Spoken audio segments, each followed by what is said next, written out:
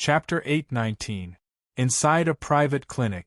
There were $10,000 and a Viper pistol in front of the doctor. "Pick one," Angumi Khan said. The doctor grabbed the $10,000 and said, "My clinic is simple. I can treat her, but I can't guarantee that I can cure her." "You can't cure her? Then I'll send you to hell." Angumi Khan grabbed the pistol on the table and pointed it at the doctor's head. His appearance was ferocious. He looked like a villain who could kill even women and children. A few beads of cold sweat appeared on the doctor's forehead. Charlotte placed a handwritten list on the table in front of the doctor. "This is the medicine needed for the treatment. If you don't have it here, hurry up and call someone to send it over. With this medicine, you can cure my friend." The doctor glanced at the list and picked up the phone on the table to make a call. When the clinic doctor called someone to send the medicine over, Charlotte had already started to collect the medicine needed from the clinic's medicine cabinet. He was not a doctor, but his medical knowledge was more comprehensive than a professional doctor's. In the past, he had even used acupuncture to cure Shinturin. However, Peaceful's injuries were internal injuries caused by the burn and the explosion. Her injuries were serious, and his acupuncture skills could not be used at all. After the doctor finished the call, he looked at Charlotte, who was holding a pile of medicine, with a strange expression. "Sir, are you a doctor too? Watch your mouth. Don't ask me any questions. Come in with me and be my assistant." Charlotte walked into the treatment room with the medicine. Peaceful was lying on a simple bed. She was covered with a white blanket. Her face was bloody, and her breathing was weak. Her condition was still bad. "I will definitely cure you and take you home," Charlotte thought to himself. The surgery began. "Sir, you don't need an X-ray to know the injury on this lady's bones. How did you do it?" "Sir, oh my God, you must be the chief surgeon of a big hospital, right?" "Sir, I've never seen you do surgery like this.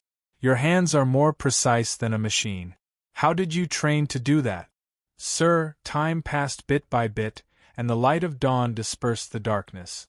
A new day had arrived. People were coming and going on the streets, and the traffic was like a shuttle. A few cows were leisurely strolling on the street, nibbling on the grass in the green belt. In India, cows are sacred animals. They can do whatever they want. Serenity's operation was over. She was almost wrapped up like a mummy. She did not wake up under the effects of the anesthetic, but her condition has stabilized. Charlotte and Angumi Khan carried her out of the clinic and placed her in the compartment of a small container truck. In the carriage, Angumi Khan's men had already prepared a medical stretcher. The small container truck entered the road and headed in the direction of the suburbs. The first safe point had been abandoned, and Angumi Khan had arranged for a new safe point. In the car, Charlotte was lost in thought as he looked at Serene's face wrapped in gauze. He really wanted to know what happened in the laboratory last night, but no matter how much he analyzed and guessed, he couldn't come up with a reliable conclusion. He also had a lot of questions in his head. In Paris, when the black-robed man first appeared, it was obvious that he had made a gesture of cutting his neck. That meant to kill him, but this time, it was obvious that the black-robed man could have killed him, but the black-robed man gave up. Also, the black-robed man obviously knew about the existence of the AE capsule, but he did not take it away. Why was that? "In 3 years, give me the answer, and then I will kill you." This was the sentence left by the black-robed man on the rooftop. The black-robed man wanted an answer. What answer? And why was it 3 years? When the black-robed man left, he obviously entered the laboratory on the 30th floor, and then there was an explosion in the laboratory. What happened at that time? He destroyed Zhu Xuanyue's reincarnation plan. Did the two beings of the same level fight? But why was everyone, even the corpses and machines, destroyed, and only Serenity was still alive? These questions were like thorns in Charlotte's heart. He could not pull them out, and it made him feel uncomfortable. "Boss, what's the next step?" Angumi Khan asked. Charlotte said, "Stay in a safe place for a few days. When Serenity's situation gets better, we will think of a way to return to China. Also, get your people to find out what the police are doing in New Delhi. The Hattori family has bribed Indian soldiers before, so it's hard to say that they won't bribe the Indian police. Angumi Khan said, "No problem. I will get my people to find out." 2 hours later, the small container truck arrived at a village. The village was very simple, and the houses were low and dilapidated. A group of dirty children ran after the container truck. Angumi Khan cursed a few times before chasing the group of children away. Finally, the truck came to a farmyard at the end of the village. A young and beautiful Indian woman called everyone out of the truck, looking very enthusiastic. Angumi Khan hugged her waist and kissed her on the face. After staying in the 2 safe places, Charlotte finally understood that the so-called safe place was just the home of Angumi Khan's woman. However, Angumi Khan obviously had more than one woman. He must have a lot of safe places. After settling down, Charlotte ate some of the pilaf made by the hostess, took a shower, and then returned to his room. He turned on the modified hacker's computer, plugged in the mobile network card, and connected to the internet. In just a few minutes, he hacked into the New Delhi police's system. He saw some information. The New Delhi police had classified the explosion and shooting that happened in the headquarters building of Chiangli Biotechnology Company last night as a terrorist attack. They had applied for the intervention of India's anti-terrorist force, 62 Air Force Commando Team. 62 Air Force Commando Team was India's most elite anti-terrorist force. Its role in the Indian military system was equivalent to the United States Delta Force. Whether it was training or equipment, they were the world's best. After reading this information, Charlotte couldn't help but sneer. "You want to catch me in India? My Hattori, why don't you ask if I agree or not?" "Well, you want to catch me, but I want to kill your Hattori family. Let's play in India and see who kills who." Then, Charlotte opened Google Map. After more than 10 minutes, he chose a place. It was a place in Punjab, India, on the border with Pakistan. A woman's moaning voice came from the next room. It was Angumi Khan's woman's voice. She moaned in an exaggerated manner, giving the impression that a person who had been hungry for a long time suddenly got a sumptuous dinner. Then, there was the creaking sound of the wooden bed and the sound of Angumi Khan kicking. The wooden wall was not soundproof at all. The sound made Charlotte frown. He reached out and knocked on the wall. "Lower your voice, Angumi Khan. You guys are making me unable to work." It was Angumi Khan's voice. "Sorry, boss. We'll lower our voice." He seemed to have covered his woman's mouth. The woman still made some strange sounds, but it was obviously much more low-key than before. "Angumi Khan," Charlotte said in Mandarin through the wall, "get ready. We will set off for Punjab the day after tomorrow, and then enter Pakistan. We will take a plane from Pakistan back to China." The purpose of speaking in Mandarin was to make Angumi Khan's woman unable to understand him. Angumi Khan understood Charlotte's intentions. He also said in Mandarin, "No problem. We are not far from Punjab. We can get there in 10 hours at most. In addition, I want to bribe a policeman." "Bribe a policeman?" Angumi Khan's voice was full of surprise. "I want him to help us pass on a message." "What message?" "His informant got the information that we are secretly fleeing to Punjab, preparing to enter Pakistan, and then take a plane from Pakistan back to China." "This, boss, isn't this betraying our own whereabouts? Since we want the other party to know our whereabouts, we can directly leak it. Why do we need to bribe the police? Our opponents are very cunning people. If we directly leak it, the people of the Belly family will suspect that it is a trap. But for the Indian police to provide such information, that's a different matter. Do you understand what I mean? Therefore, the police you want to bribe can't be ordinary people. They must have a certain amount of weight. It is best to be a person in charge of intelligence work." "I understand what you mean. The corruption in India makes me, an Indian, feel disgusted. In India, there is almost no police who can't be bribed. I will go to do something later. Well, I will go first. It was Angumi Khan's voice. Love's little bed was ringing. Charlotte smiled bitterly. He closed the computer and left his room. He felt uncomfortable just listening to that voice. He really couldn't stay in the house anymore. Coming to the courtyard, Charlotte took out his satellite phone and dialed the number of a member of the Flying Zodiac Squad. The phone was connected a minute later. He said lightly, "Your Highness Prince Khalifa, can you recognize my voice? This is Charlotte. I was wondering who knew my number. I didn't expect it to be you. My friend, I was just about to call you. I have already prepared an order for the scavenger IFV for you. I want 50 of them. That's no problem. Also, I want to ask you for a favor." "You're welcome, my friend. What do you want me to do for you?" "Can you let the news media in the United Arab Emirates report that I am visiting the United Arab Emirates, inspecting the market and receiving your grand hospitality?" I don't understand what you mean." "I mean, I am in the United Arab Emirates now. I will visit your palace, and I will have lunch with you. As for the photos, it is not a problem to PS a few, right?" I understand, no problem. Thank you, my friend. The IFV you want, I will send it to the United Arab Emirates. Goodbye." Charlotte hung up the phone. A muffled groan came from the room behind him. Angumi Khan had obviously finished his business. Charlotte smiled bitterly and shook his head. How did the vigorous Angumi Khan get it done so quickly? In terms of men's ability in that aspect, Angumi Khan obviously didn't even have 20% of his skills.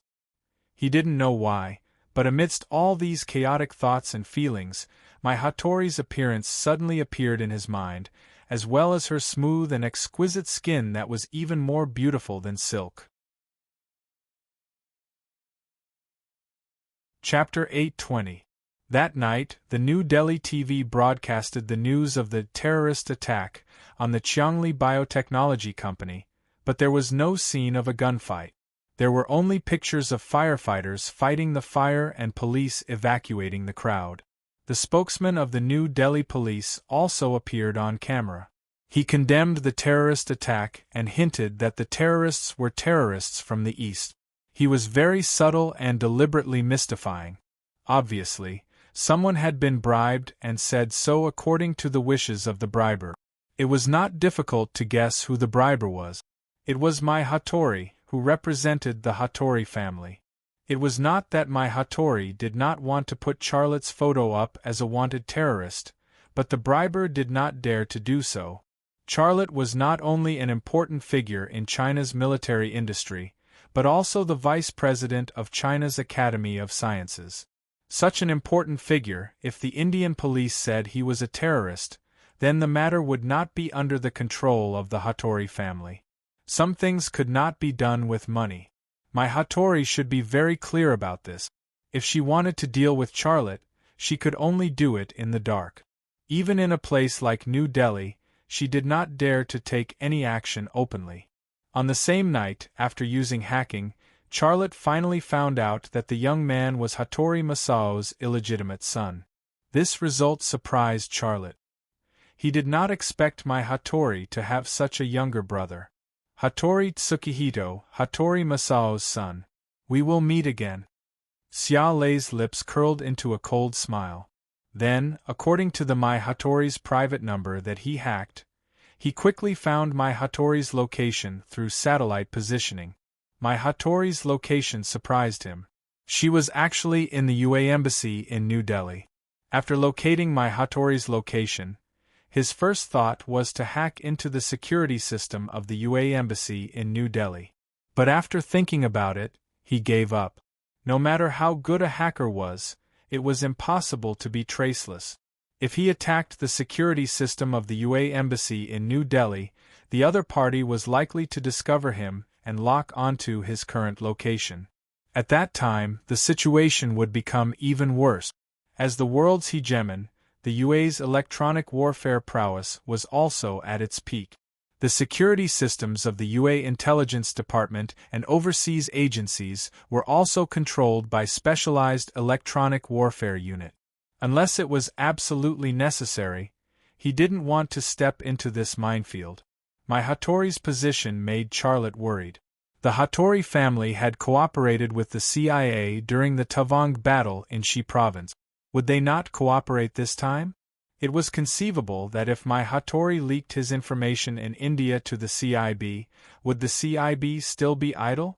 During the last battle in Tavang, the CIB had already escalated their operations. Before Gu Qian died, he also told him that the United States now saw him as a strategic threat. Their plan against him was to kill him first and then take his body away. If the CIB came to India to take action against him again, it could be imagined that the CIB's actions would be unprecedentedly tough. With this analysis, Charlotte couldn't sit still. He left his room, but just as he was about to call Angumi Khan, Akiko Tsukino walked over. "I was just about to discuss something with you guys," Charlotte said. "She's awake," Akiko Tsukino said. "What?" Charlotte was surprised. "Really?" "Go see for yourself," Akiko Tsukino said. Charlotte walked toward Peaceful's room. He expected Peaceful to wake up at least the next morning, but he didn't expect her to wake up now. "Right, you said you were going to discuss something with us. What was it about?" Akiko Tsukino asked as she followed Charlotte's footstep. Charlotte said, "I found out that my Hattori's position is under the control of the U.S. ambassador in New Delhi. I'm worried that this isn't a one-sided operation by the Hattori family." "You're worried that the CIB will get involved?" "Yes, I'm not just worried about the CIB. I suspect they'll send out the Delta Force." Charlotte's expression was grave. "So, we have to change our plans.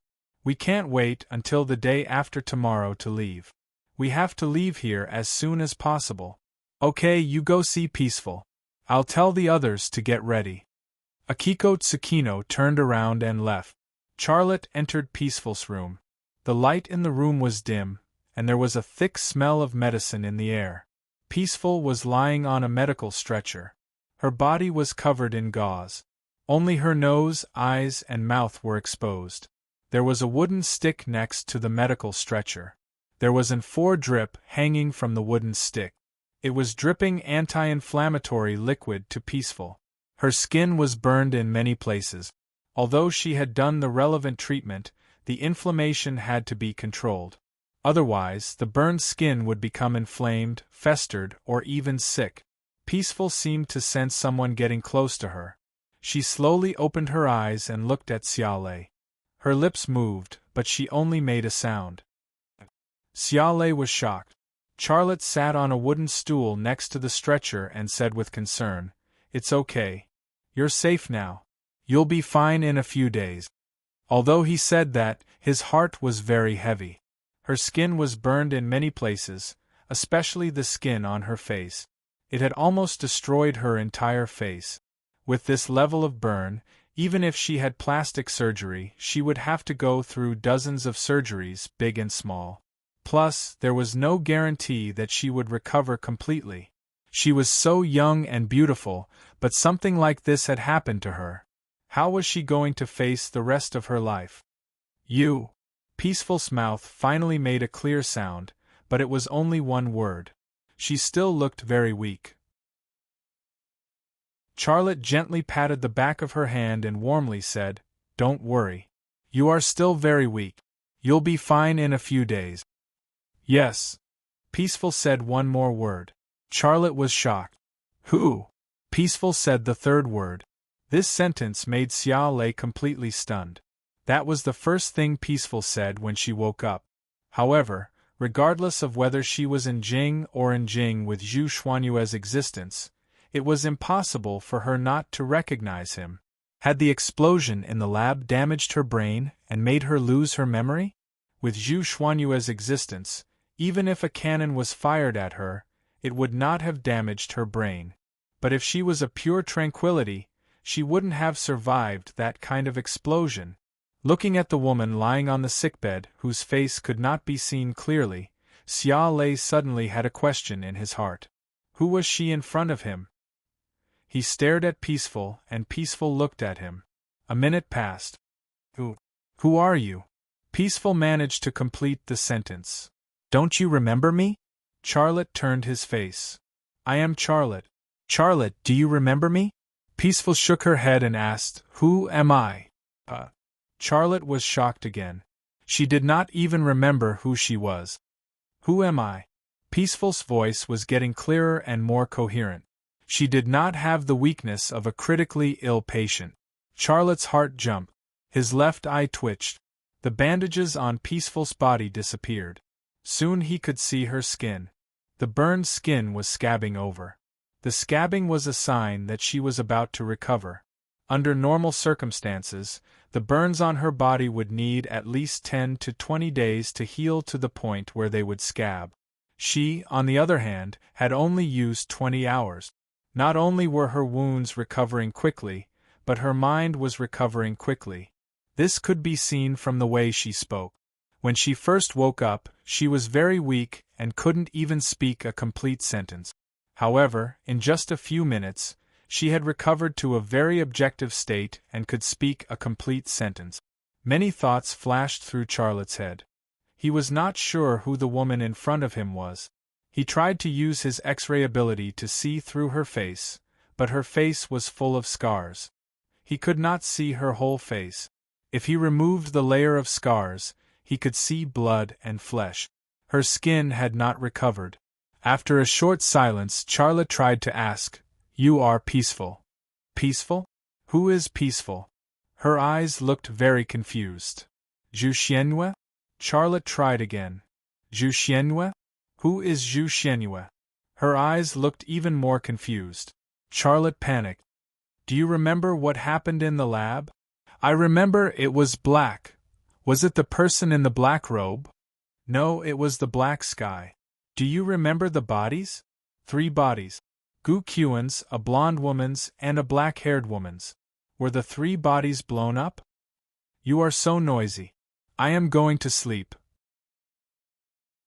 Xia Lei felt as if someone was strangling his throat, and he couldn't say a word. No matter how you looked at it, Peaceful's situation was not normal. She had experienced everything that had happened in the lab, but she could not remember anything. Footsteps came from outside the door, and then Akiko Tsukino's voice came. Boss, we are ready. And Gyumi-kan is back. Xia Lei looked at Peaceful. He then got up and left the room.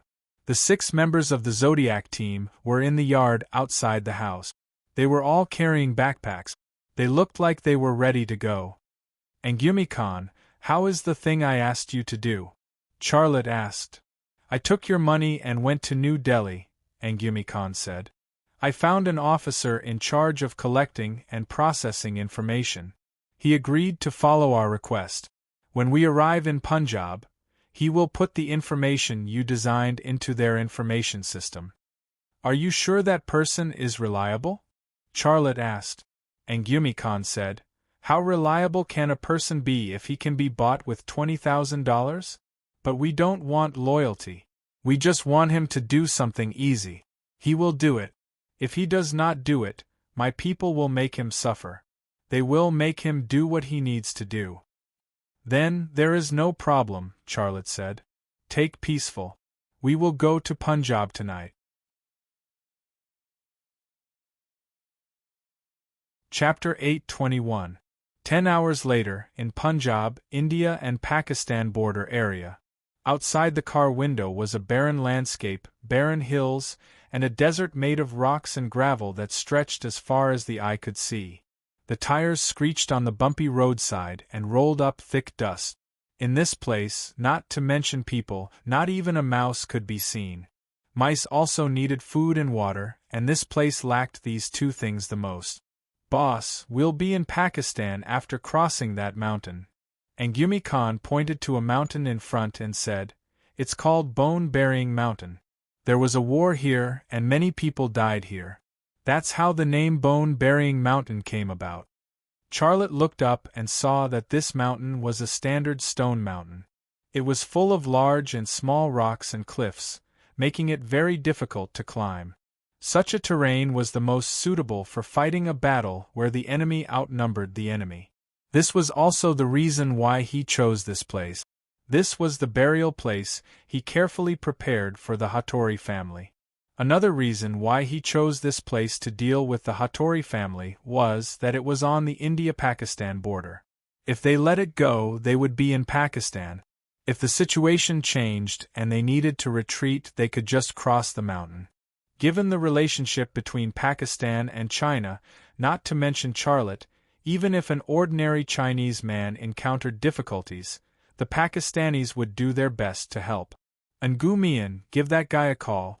Tell him to add a sentence in the information that we will cross this mountain and enter Pakistan within 4 hours, said Charlotte. Why do you want to add such a sentence? Nguyen Khan obviously didn't understand Charlotte's intention. Charlotte said, I called the Prince of the Caliphate of the UAE yesterday and asked him to distribute the report of my visit in the UAE media. The Americans will definitely not miss such a report, and they will investigate the authenticity of those reports. Here, the Hattori family will definitely leak the information about me in India to the U.S. intelligence agency. In this way, the CIA would have 2 pieces of information on me. One was in the UAE and the other was in India. No matter which one it was, the CIA would need time to investigate and analyze it. I'll only give the Hattori family 4 hours. The Hattori family will definitely come because they also need to prove to the CIB that I'm in India. Nguyen Khan said, I understand. The CIB doesn't have enough time to get here. As long as the CIB doesn't participate in the battle, we can kill the Hattori family here. What if the Hattori family bribed the Indian military, and the Indian military sends special forces to participate in the war? Siamu said. His brows were slightly furrowed, and he was obviously worried about this situation. If fewer people come, we can still eat them. If there are too many of them and the disparity in strength is too great, we will retreat, Charlotte said. He had already considered this point. As they chatted, the 2 SUVs arrived at the foot of the mountain. The road that could barely be driven was cut off, and it was impossible to continue driving. This road was originally a temporary road that India had built during the Indo-Pakistani War to transport soldiers and weapons. It had not been built into Pakistan's territory at all. Everyone got out of the car, and Nguyen Khan walked to the side to call the Indian official. Charlotte carried Peaceful down with the help of a Kikot Sakino. Perhaps it was because the sun shone on her eyes, but Peaceful woke up. She used her hands to support herself on the single-frame bed and got up. She looked at the people around her with vigilance. Finally, her eyes stopped on Charlotte. Charlotte, where are you taking me? Charlotte was stunned.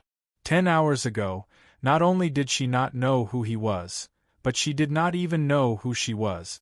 How could she recover her memory after sitting in the car? Charlotte, let me ask you. Where are you taking me? Peaceful's voice was filled with dissatisfaction. Charlotte came back to his senses. He moved closer to her. Do you finally remember who I am? Even if you turn into ashes, I will still recognize you. You. Charlotte's heart was filled with confusion. Her tone did not sound like Peaceful's at all. Ever since he had known Peaceful, she had always been a gentle and quiet woman. She had always been gentle when she spoke to him. When had she ever spoken to him with such a tone? What kind of attitude is this? Akiko Tsukino said coldly. Why don't you know what's good for you, woman? My big brother almost lost his life to save you, and you didn't even thank him. How could you speak to him with such a tone? He saved me? It was more like he killed me. Peaceful's voice was still Peaceful's voice, but it gave people the feeling that it was the soul of another person. Akiko Tsukino was about to scold her, but Charlotte waved his hand. He looked at Peaceful's face and his left eye twitched. He had awakened his X-ray vision. The gauze and scar were quickly peeled off by him, and what entered his sight was a face with new skin, and that face turned out to be the face of Princess Yongmei Zhu Xianyue. At that moment, Charlotte's head felt as if it had been struck by lightning. He could not help but think of a problem that he had not been able to understand before. He had found Princess Yongmei's body in the ancient tomb in Afghanistan's White Horse Tomorrow City. He had also found Princess Yongmei's body at the bottom of the sea in Japan. He had also found the painting that Da Vinci had painted in Mark Amin's house. The female pirate in the painting also had the face of Princess Yongmei Zhu Xianyue. So that was how she was born. Sometimes the truth was actually around us, and we could see it at a glance, but we would always ignore it. That was the question about Princess Yongmei's body. How could a person have the same body in a different time and space? Moreover, Princess Yongmei Zhu Xianyue was just a form of pure energy. She was almost indestructible, but she did not have a body. If she wanted to have a body, she could only invade someone else's, or even use special means to shape the appearance she wanted. Now that he thought about it, the Indian woman, Salman, had given him a hint early on. She said that the bodies were the goddess's clothes. Since they were clothes, they could be cut and worn. The explosion that occurred in the laboratory was the cutting. Princess Yongmei wanted to cut a few clothes into the most fitting style that she wanted. So, what role did the black-robed man play in Zhu Xuanyue's reincarnation? Destroyer? Or something else? Only Zhu Xianyue and the black-robed man could answer this question. These thoughts flashed through Charlotte's mind. After a short silence, he said, "Is Gu Qian talking to me?" Gu Qian? Her eyes suddenly became blurred again. Yes, Gu Qian. You must remember that name. Charlotte continued to test her. She held her head with both hands, and her eyes changed. Her tone changed too. She became gentle and quiet. I don't want to know. I don't know. Why can't I remember anything? But I have a feeling that you are the closest person to me in this world. You won't hurt me, will you? It gave Charlotte the feeling that she had suddenly switched to peaceful mode. Take me away from here, okay? She grabbed Charlotte's arm and looked at Charlotte with pleading eyes. You are peaceful? Charlotte tried to test her again. I don't remember, but whoever you think I am who you think I am. I will listen to you. Take me away from here, okay? I don't want to be with them. She looked at Akiko Tsukino and her lips curled up. Akiko Tsukino said, Boss, what happened to her? Was her brain blown up? Charlotte said, It must have affected her. Never mind. Let's go up the mountain first. Then, he gently put Peaceful back on the stretcher and said, Just lie down. I will take you away from here now, okay? Ha ha ha. She suddenly laughed coldly.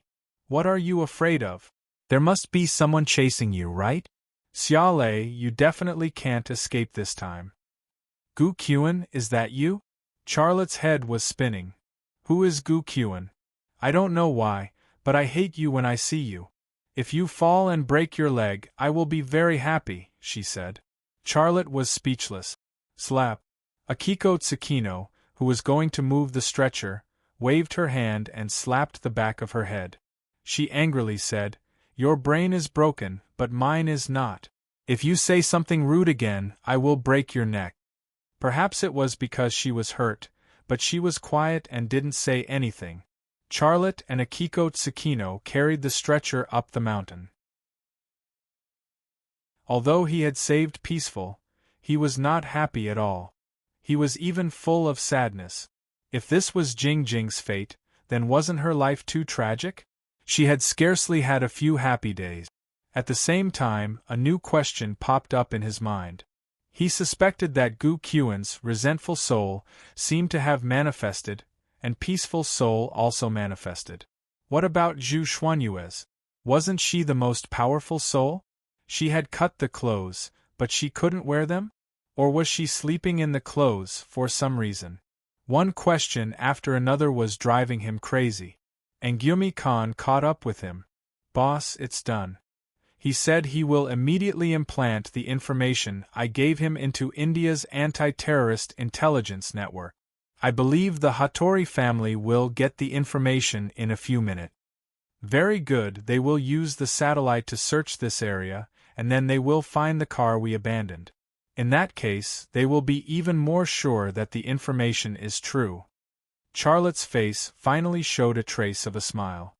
We only gave them 4 hours. They won't be able to catch up to us from New Delhi. And Gyumi Khan said. Charlotte said, if they take the helicopter, they can get here in about an hour. Plus they need some time to prepare the helicopter and weapons. At most, they will enter our site in 2.5 hours. What if they take the armed helicopter? Erdamu said. Charlotte smiled.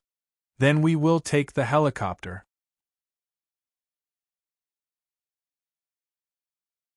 Chapter 8:22. The stone mountain wasn't tall, about 1,500 meters, but it was very steep and difficult to climb. It didn't look tall, but it took Charlotte and the members of the Zodiac squad 2 hours to climb from the foot of the mountain to the top. With such terrain, if the Hattori family attacked from the ground, they would need at least 2 hours to climb to the top. In the process, they would have to face the sniping of 7 XL 2500 sniper rifles, so even if they had more people, they wouldn't be able to make use of their advantage in numbers. If they use helicopter gunships, we'll be in trouble. This mountain is full of rocks. When we fight with infantry, they will be our cover, but when we fight with helicopter gunships, they will be the accomplices of the machine guns. The fragments produced by the rocks in an explosion are no different from shrapnel, Alessio said. He was very experienced, but this also made him a little worried about the upcoming battle. Charlotte said, Don't worry, I've already killed 2 US helicopters, I have experience. Also, you have to think about it, a pure helicopter gunship can only carry a pilot and co-pilot, how would the Hattori family come? So even if it's a helicopter, it will most likely be a semi-military type of helicopter, at most carrying machine guns. Pure helicopter gunships were mainly used to attack armored targets on the battlefield, dealing with infantry was secondary. Helicopters that carried people to the battlefield couldn't carry a large number of weapons and ammunition.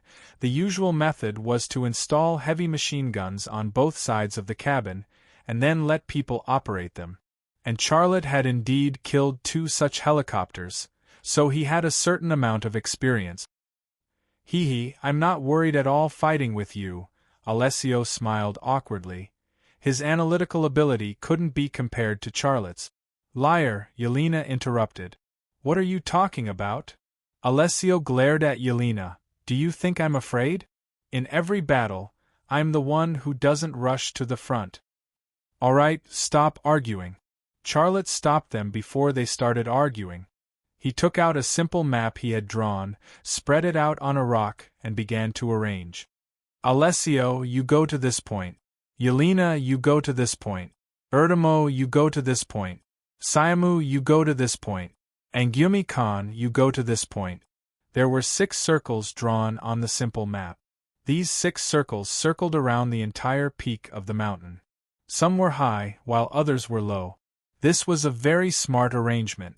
If the Hattori family came in a helicopter, the helicopter would fly over the top of the mountain, and they would be attacked in every direction. An XL 2500 sniper rifle with armor-piercing bullets could easily take out a helicopter's pilot or fuel tank. What about me? Akiko Tsukino looked at Charlotte. You will stay here with me. You will fight with me and protect her. Xia Lei pointed at Peaceful, who was lying on the stretcher. You, stay here with me. Fight with me and protect her. Charlotte pointed at Peaceful, who was lying on the stretcher. Her face was no longer a serene face. Even her consciousness contained Gu Qian's remnant thoughts, or rather, his existence. Her face was no longer Peaceful's face. Even her consciousness had Gu Qian's lingering thoughts. Okay. Akiko Tsukino nodded. The other 5 moved quickly, heading to the sniping spots that Charlotte had arranged for them. Charlotte and Akiko Tsukino began to organize their guns and ammunition, preparing for the battle. Aside from 2 XL 2500 sniper rifles, 2 Gale assault rifles, and a Viper pistol, the two of them also had a Hellhound cannon. The Hellhound cannon was the only heavy weapon that Angumi Khan and the others had brought from China. Soon, the communication from the other 5 came through the communicator.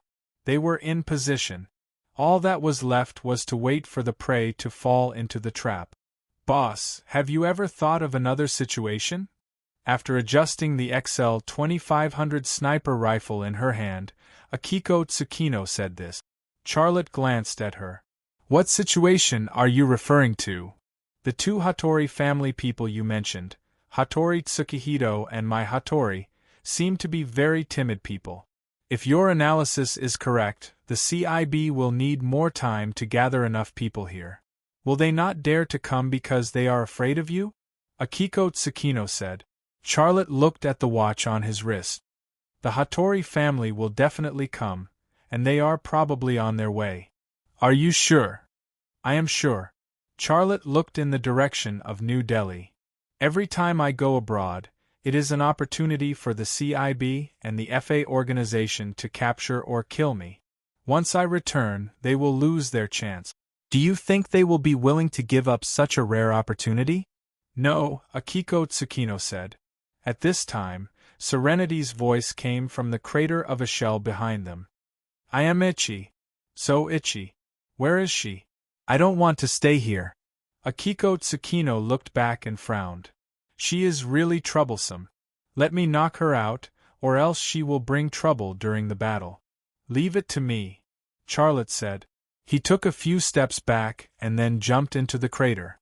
Back then, the Indian and Pakistani armies fought here, leaving many craters. This crater now became Serenity's temporary hiding place. Its internal space could barely accommodate the stretcher. When Charlotte jumped in, it suddenly became crowded. "You are here. Don't leave me, okay?" She looked at Charlotte eagerly, one hand trying to reach behind her waist to scratch an itch. Charlotte squatted beside her and grabbed her hand. "Don't scratch. The itch is a sign of the wound healing. Just bear with it. If you scratch, the wound will get infected." "I won't.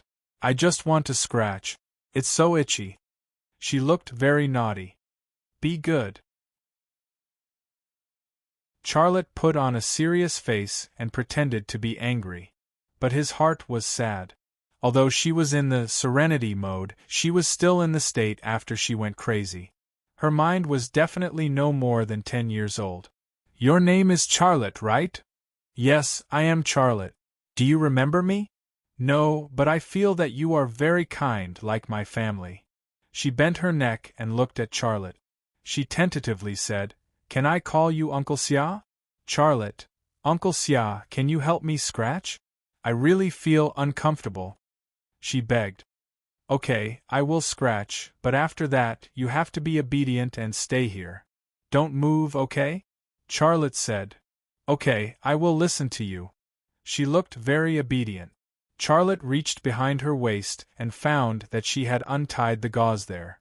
New skin could be clearly seen on the exposed skin, white and tender. There were still some scars, but they would probably fall off soon. Then, he saw a small Y-shaped cleavage behind her. This made him very embarrassed. He used his hand to scratch her red area a few times. "Better? Lower, a little lower," she said. Charlotte's hand moved a little lower and scratched a few more times. "A little lower. Hurry, it's so itchy." She simply turned her body to make it easier for Charlotte's hand to move. However, Xia Lei was stunned. He had already scratched her tailbone. If he went any lower, was that a place where a man like him could scratch? "Uncle Xia, hurry up, please, it's so itchy." She moved around on the stretcher, acting coquettishly and mischievously. This, Uncle Xia, made Charlotte lose his temper. He sighed and braced himself to move his hand down. His heart was in a mess when he felt the soft and creamy skin. He looked at her, but his heart was thinking about the peace in the past. That ill-fated girl, she did not have a few happy days in her life. Perhaps it was a good thing that she had become like this now, right? If she returned to her previous life, she would not be happy. You're so nice, Uncle Xia. A little lower, okay? Her voice was sweet, full of coquettishness. A little lower? Several black lines hung on Charlotte's forehead. Did she not know that there were some places on a woman that men should not touch? Or, did she not even have a woman's sense of shame now? Furthermore, he was already at the bottom. It's so strange. The more you scratch, the more itchy I get. Why is that? Charlotte, little wimps would always have this and that kind of strange questions, but wasn't she, this little wimp, a little too mature? Furthermore, this question of hers was like a grenade that could explode a person to a crisp. Boss, there's a situation. Akiko Tsukino's voice was filled with anxiety. Charlotte hurriedly withdrew his hand from her gauze. She grabbed onto Charlotte's hand. Uncle Xia, don't leave me, I'm scared. Be obedient. Now is not the time to mess around. Charlotte was really angry. Hee. Her tone suddenly changed again, becoming cold, and with a hint of ridicule. Is someone trying to kill you? Are you going to die? How did it suddenly become, Gu Qian? Remember to call me when you get shot, I want to see you bleeding, she said. As soon as her voice fell, Xia Lei suddenly chopped her carotid artery with his palm. She finally shut her mouth and laid on the stretcher softly. The loose gauze revealed a soft and slender waist, as well as half of her snow-white breasts. Charlotte let out a long sigh, then climbed up the crater. He could not imagine how he would face this woman in the future. She had Zhu Xuanyue's appearance, which was almost perfect, just like a fairy in the ancient fairy tales, but she also had the characteristics of tranquility and Gu Qian. A woman's body fused with the souls of 3 women, and currently, she could switch between the 2 modes at any time. In the future, with the addition of Zhu Xuanyue, it would be impossible for his head not to change. And that kind of scene, just thinking about it gave him a headache. Returning to the back of the bunker, 4 helicopters appeared in his field of vision. Charlotte's mood suddenly became heavy. Flying at the front was India's latest LCH armed helicopter, which was a standard armed helicopter, equipped with rocket launching pods, machine guns, and anti-ground missiles. Behind the LCH armed helicopter were 2 ordinary helicopters, with heavy machine guns mounted on both sides of the cabin. Finally, there was a large Chinook transport plane.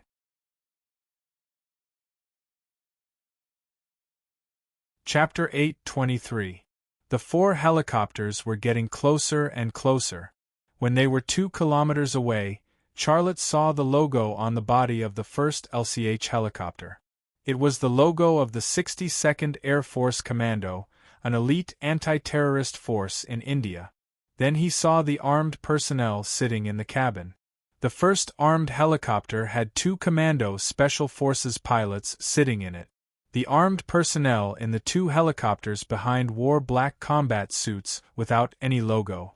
From their appearance and body characteristics, it was not difficult to tell that they were Japanese. Obviously, the people in the 2 helicopters in the middle were from the Abdomen family. The hatch of the last Chinook transport plane was closed. Only the pilot could be seen, but the pilot was also wearing the combat suit of the 62nd Air Force Commando. It's the Indian anti-terrorist force. Charlotte grabbed the communicator and whispered. Damn it! Angumi Khan cursed. Usually they are slow to react, but today they are so fast. They must have been paid to be mercenaries. India is hopeless. Calm down. Now is not the time to complain about the Indian government. Charlotte's tone was heavy. Everyone, hide well. Don't shoot easily. The first thing we have to kill is the helicopter. It is the biggest threat to us. Roger. The other 5 members of the Zodiac squad replied at the same time. As soon as Charlotte finished the arrangement, the LCH helicopter flew to a place 500 meters away. The pilot was very smart. He did not approach it. This was obviously a motive to lure and test. Once someone shot at the helicopter, it would undoubtedly poke a hornet's nest. The rocket launchers and cannons on the LCH assault helicopters would set off a bloodbath. With its firepower, it could not blow up the whole mountain, but it would have no problem killing the people hiding on the mountain. "Don't move, don't move," Charlotte whispered to his people. "They are luring us. Don't shoot." "It's parked there. Just in time to shoot, boss," Alessio said. "Don't shoot. The wind of the propeller will affect your trajectory. Moreover, the cockpit glass is much stronger than ordinary bulletproof glass. It is difficult to kill the pilot with one shot." "We only have one chance," Charlotte said. Although he told his people to calm down and not be nervous, he could not help but be nervous. His palms were also sweaty. After all, the other party was India's anti-terrorist force, the most elite special forces, and they were also operating armed helicopters with huge firepower. In such a battle, a little carelessness or a mistake would lead to death. The armed helicopter hovered in the air, and the 3 helicopters behind it also hovered in the air. This was a psychological attack. The opponent wanted to use this method to put pressure on Charlotte and the members of the Zodiac squad. There was a limit to how much pressure a person could endure. Once that limit was exceeded, a person's spirit would collapse. Those deserters on the battlefield were in such a situation. Deserters who could not withstand the pressure would often expose their backs to the enemy. 2 minutes passed. For Charlotte and the other members of the Zodiac squad, these 2 minutes felt longer than 2 days. Every second was a huge pressure on them to survive. Every second was torturous. But this was war, a gamble with life on the line. On the Chinook. "Why isn't the armed helicopter in front moving yet?" My Hattori asked a commander of the anti-terrorist special forces in a questioning tone. "Miss Bailier, don't worry. Don't you think everything is under our control?" The commander of the anti-terrorist special forces said, "This is a pressure tactic. We've dealt with many terrorists, and almost no one can withstand this kind of pressure. Once the person you're dealing with and his men can't withstand this pressure, as long as they fire a shot at us, we can determine their position and blow them into pieces. And if they run away, it's even easier. We only need a few minutes to finish the battle. That's if the target hasn't left the mountain. I'm worried that they will escape into Pakistan. I think you should fly around the mountain and see the situation behind it," my Hattori said. "Let's wait for 2 more minutes. If there's still no response in 2 minutes, I'll do as you say." The commander of the anti-terrorist special forces said, "Don't you have heat detectors on your armed helicopters?" Hattori Tsukihito, who was also on the Chinook, asked. "Of course we do, but we have to get very close. Also, those machines are best used at night. They don't work at all during the day," the commander of the anti-terrorist special forces said.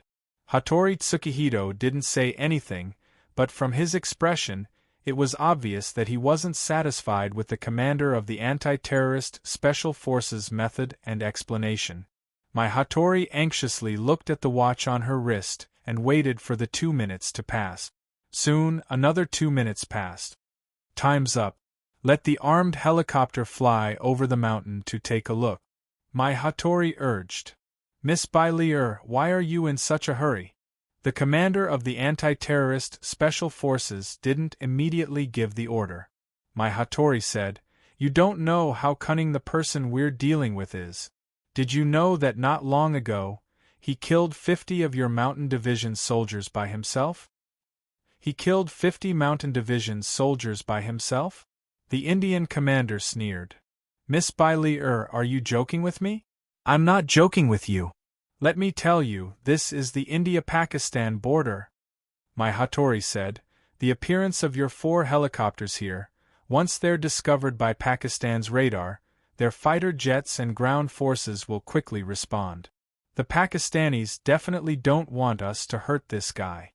At that time, we won't have a chance. Do you understand? Also, Don't forget how much money we've paid for this operation. All right. The commander of the anti-terrorist special forces finally gave the order. He picked up the communicator. Falcon, begin the operation. The LCH helicopter hovering at the front finally moved. It flew towards the top of Maigu Mountain. On the top of the mountain, Akiko Tsukino, who was hiding in a pile of rocks, said nervously, "It's coming. I see it. Steady, don't shoot. We have to wait for the best opportunity," Charlotte said. However, at this time, the armed helicopter suddenly fired several rockets at the top of the mountain. Rumble! Rumble! Rumble! Amidst the violent explosion, pieces of rocks were blown into pieces, and thick smoke rose and spread in the air. Steady, steady. This is their last test. Charlotte continued to tell his men to stay calm. However, his back was also covered in cold sweat. Although the other side fired rockets randomly, if they guessed the right direction, he and the members of the Zodiac squad would be in danger. Fortunately, the top of the mountain was so big. It wasn't easy to blow up the hiding spot. Of course, apart from probability, luck also played a big role. At least for now, luck was still on their side. After firing a few rockets, the armed helicopter suddenly lowered its nose. While flying, it fired at the two off-road vehicles parked at the foot of the mountain. Whoosh, whoosh, whoosh. A series of machine gun shells whistled through the air. In the blink of an eye, the two off-road vehicles parked at the foot of the mountain were blown up. Then, they disintegrated and turned into flames. Hit! The pilot of the LCH helicopter couldn't help but laugh. He seemed very excited. After blowing up the two off-road vehicles, he adjusted the nose of the helicopter and flew in a straight line to the top of the mountain.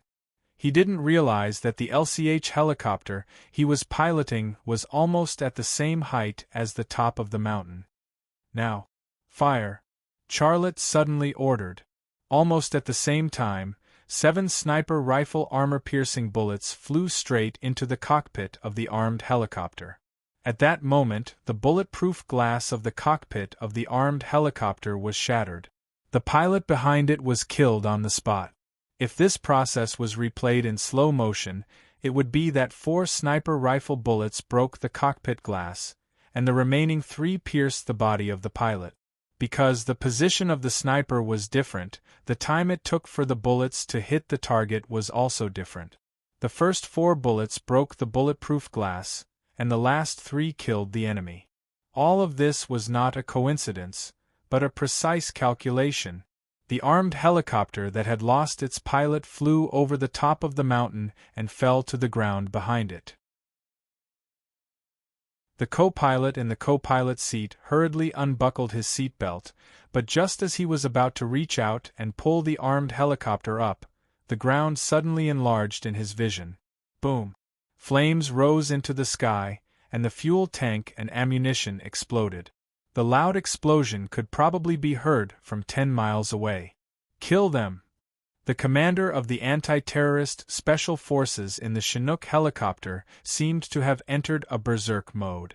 The rear hatch of the Chinook helicopter opened, and the anti-terrorist special forces in the cabin were also ready to rope down. At the same time, Hattori Tsukihito grabbed a communicator and shouted, "Fire, fire and kill them!" The 2 helicopters hovering in the air suddenly separated and flew toward the top of the mountain from the left and right sides at the same time. When the fuselage of the helicopters was horizontal, the 2 heavy machine guns looked at the top of the mountain and madly poured their ammunition.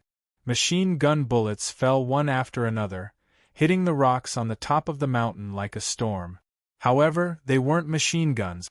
They could easily tear through walls and trees, but they couldn't tear through huge rocks one after another. Their opponents were all hiding behind huge and hard rocks, as if they were hiding behind solid fortifications during World War II. They couldn't be killed at all. Bang! When one of the helicopters went around the top of the mountain, Charlotte suddenly raised his gun. Almost a second later, the pilot of the helicopter was lying prone on the cockpit. Boom!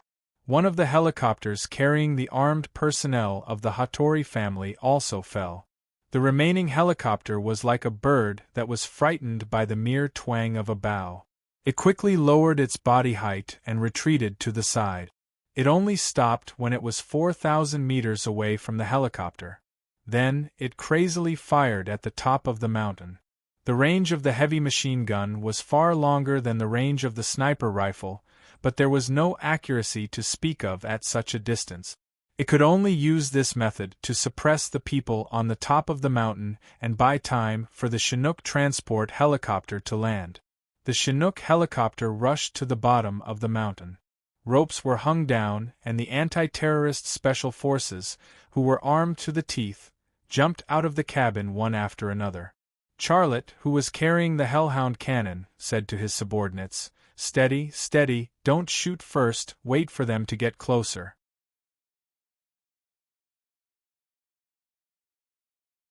Chapter 8:24. Under the cover of the heavy machine gun, the Chinook helicopter made a tactical landing. The special forces who had already landed from the rope fired in the direction of the hilltop to suppress the fire. The sound of gunfire was loud and the bullets were like rain. The scene was like a Hollywood shootout. In such a hail of bullets, Charlotte suddenly stood up from behind the bunker. Then, the hellhound cannon on his shoulder roared, and a shell whistled toward the hovering Chinook helicopter. Boom! The shell hit the propeller on the nose of the Chinook helicopter.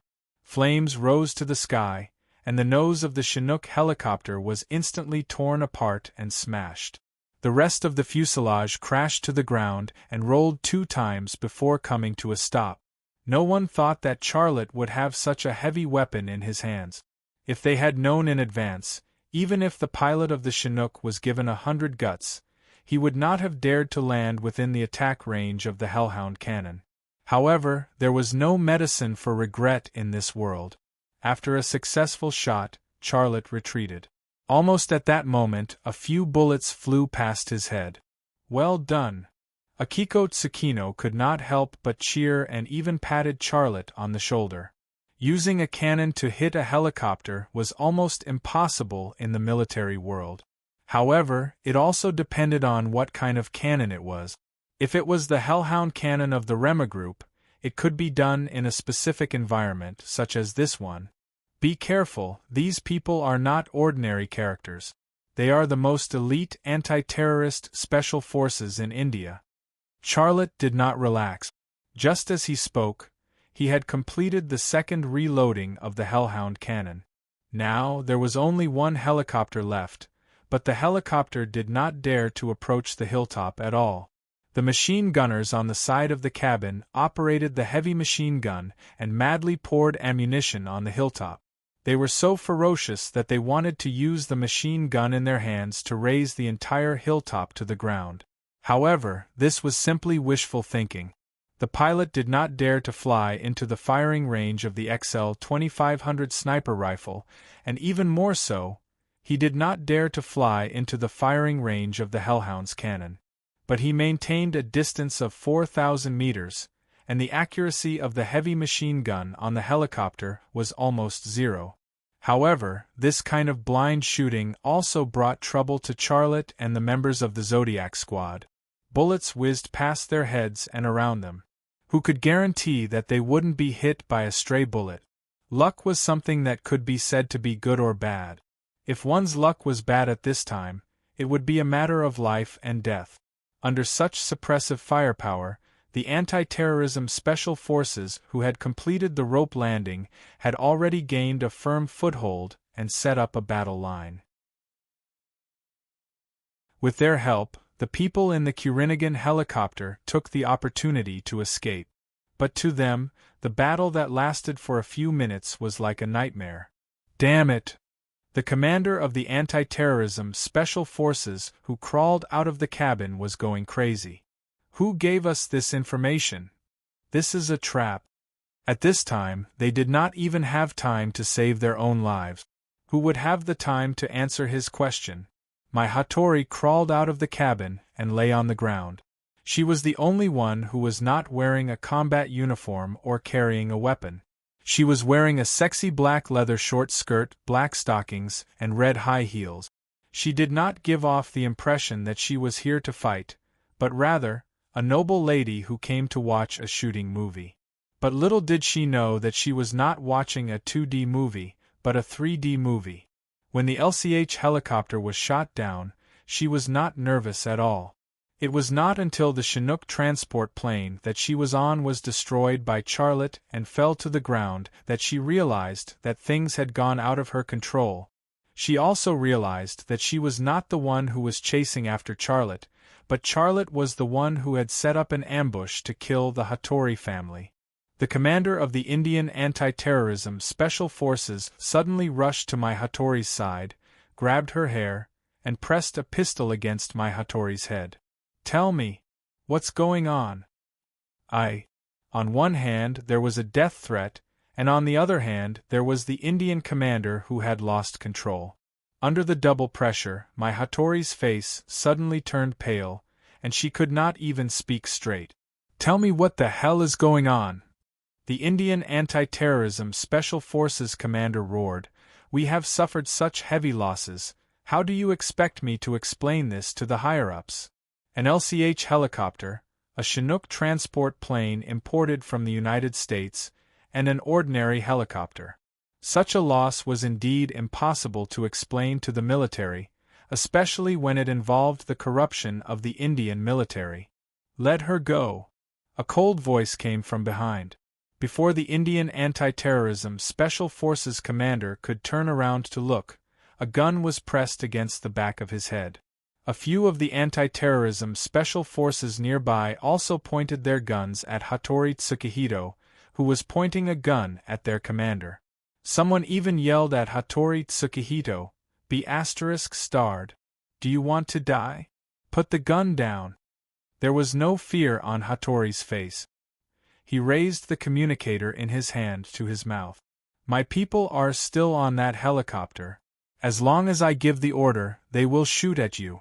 Being attacked from both front and back, none of you will survive." The few anti-terrorism special forces were also nervous. The Hattori family was still on the helicopter, operating the 2 heavy machine guns. If those people shot at them from behind, they would really die here.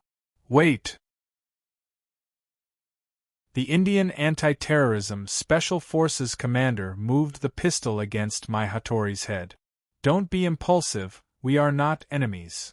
My Hattori then came to her senses. "The one who shouldn't be impulsive is you. The one who collected the money is your superior, and the one who should explain to the Indian military is also your superior, not you. This operation was provided by your Indian intelligence system. This operation is also a counter-terrorism operation, a failed counter-terrorism operation. Do you understand?" My Hattori's words seemed to wake the Indian Anti-Terrorism Special Forces commander up. His eyes also shifted from my Hattori to the direction of the mountain top. "Also, the person on the mountain top is a big shot that both the United States and India want to get rid of. If you and your people can capture him, or even kill him, not only will the Indian military not hold you responsible, but they will also give you a generous reward."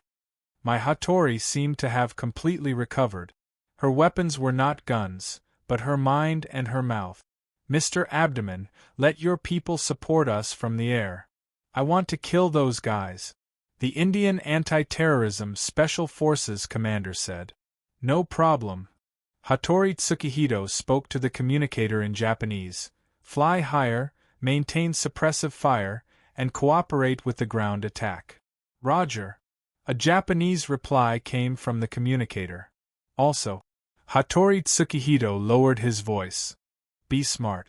You are controlling the last helicopter, so we have to leave a way out." "Understood," the reply came from the communicator. The helicopter hovering in the sky suddenly rose in altitude and approached the top of the mountain while maintaining the same distance. The 2 heavy machine guns on both sides of the cabin fired at the mountain top. The bullets from the 2 heavy machine guns were like red-hot molten iron pouring toward the mountain top. "Charge! Kill them!" The commander of the Indian Special Forces gave the order. The anti-terrorism special forces hiding behind the rock bunker moved quickly. With the help of the terrain, they crouched and charged upward. As they advanced, they blindly fired upward.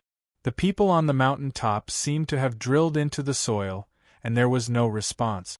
When the Indian anti-terrorism special forces launched their charge, Hattori Tsukihito gave my Hattori a look. My Hattori took off her high heels and ran down the mountain. What is she doing? The Indian anti-terrorism special forces commander glared at my Hattori's back and subconsciously raised his gun. Hattori Tsukihito stood in front of the commander. She is a woman, and she doesn't even have a weapon. Do you still expect a woman from the Hattori family to fight? She can choose not to go, but you have to come with us, the commander said fiercely. I came here to kill him. Hattori Tsukihito put away his gun and took a TR-21 assault rifle made by Israel's IMI company from his shoulder. He pulled the bolt and rushed up the mountain top. The battle continued, but it was carried out in a way that the attackers were absolutely unwilling to. The people on the mountain top didn't shoot, but if they had the chance, they would definitely kill an anti-terrorism special forces soldier. Those people were not terrorists at all, but top-notch hunters. Just as the battle raged on like a raging inferno, my Hattori stumbled down the mountain. The rocks cut the soles of her feet and tore her skirt and clothes, revealing a large area of her snow-white back and a red bikini. But at this time, she could no longer feel pain or shame. There was only one thought in her mind, and that was to escape and survive. The Hattori family and the Indian anti-terrorism special forces were still attacking, but she had already given up. Back then, on the snow-capped mountain in Tawang, China's Shi province, nearly 100 elites from the United States, India, and Japan went after Charlotte and a female agent from 101 innings, but the operation unexpectedly failed. Compared to the previous battle, Charlotte had the advantage of terrain, and he had more helpers. How could she still be optimistic about the ongoing attack? Hattori Tsukihito was also in the attacking team. She was very clear about this, but she didn't care at all. Boom!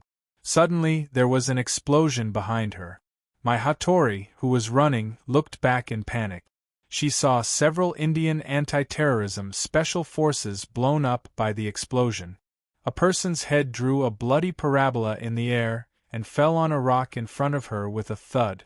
The head had already been shattered when the explosion occurred, and the fall made it even more so. Brain juice, blood, and bones splattered all over her legs. Wah! My Hattori vomited as soon as she opened her mouth. She couldn't even cover it up.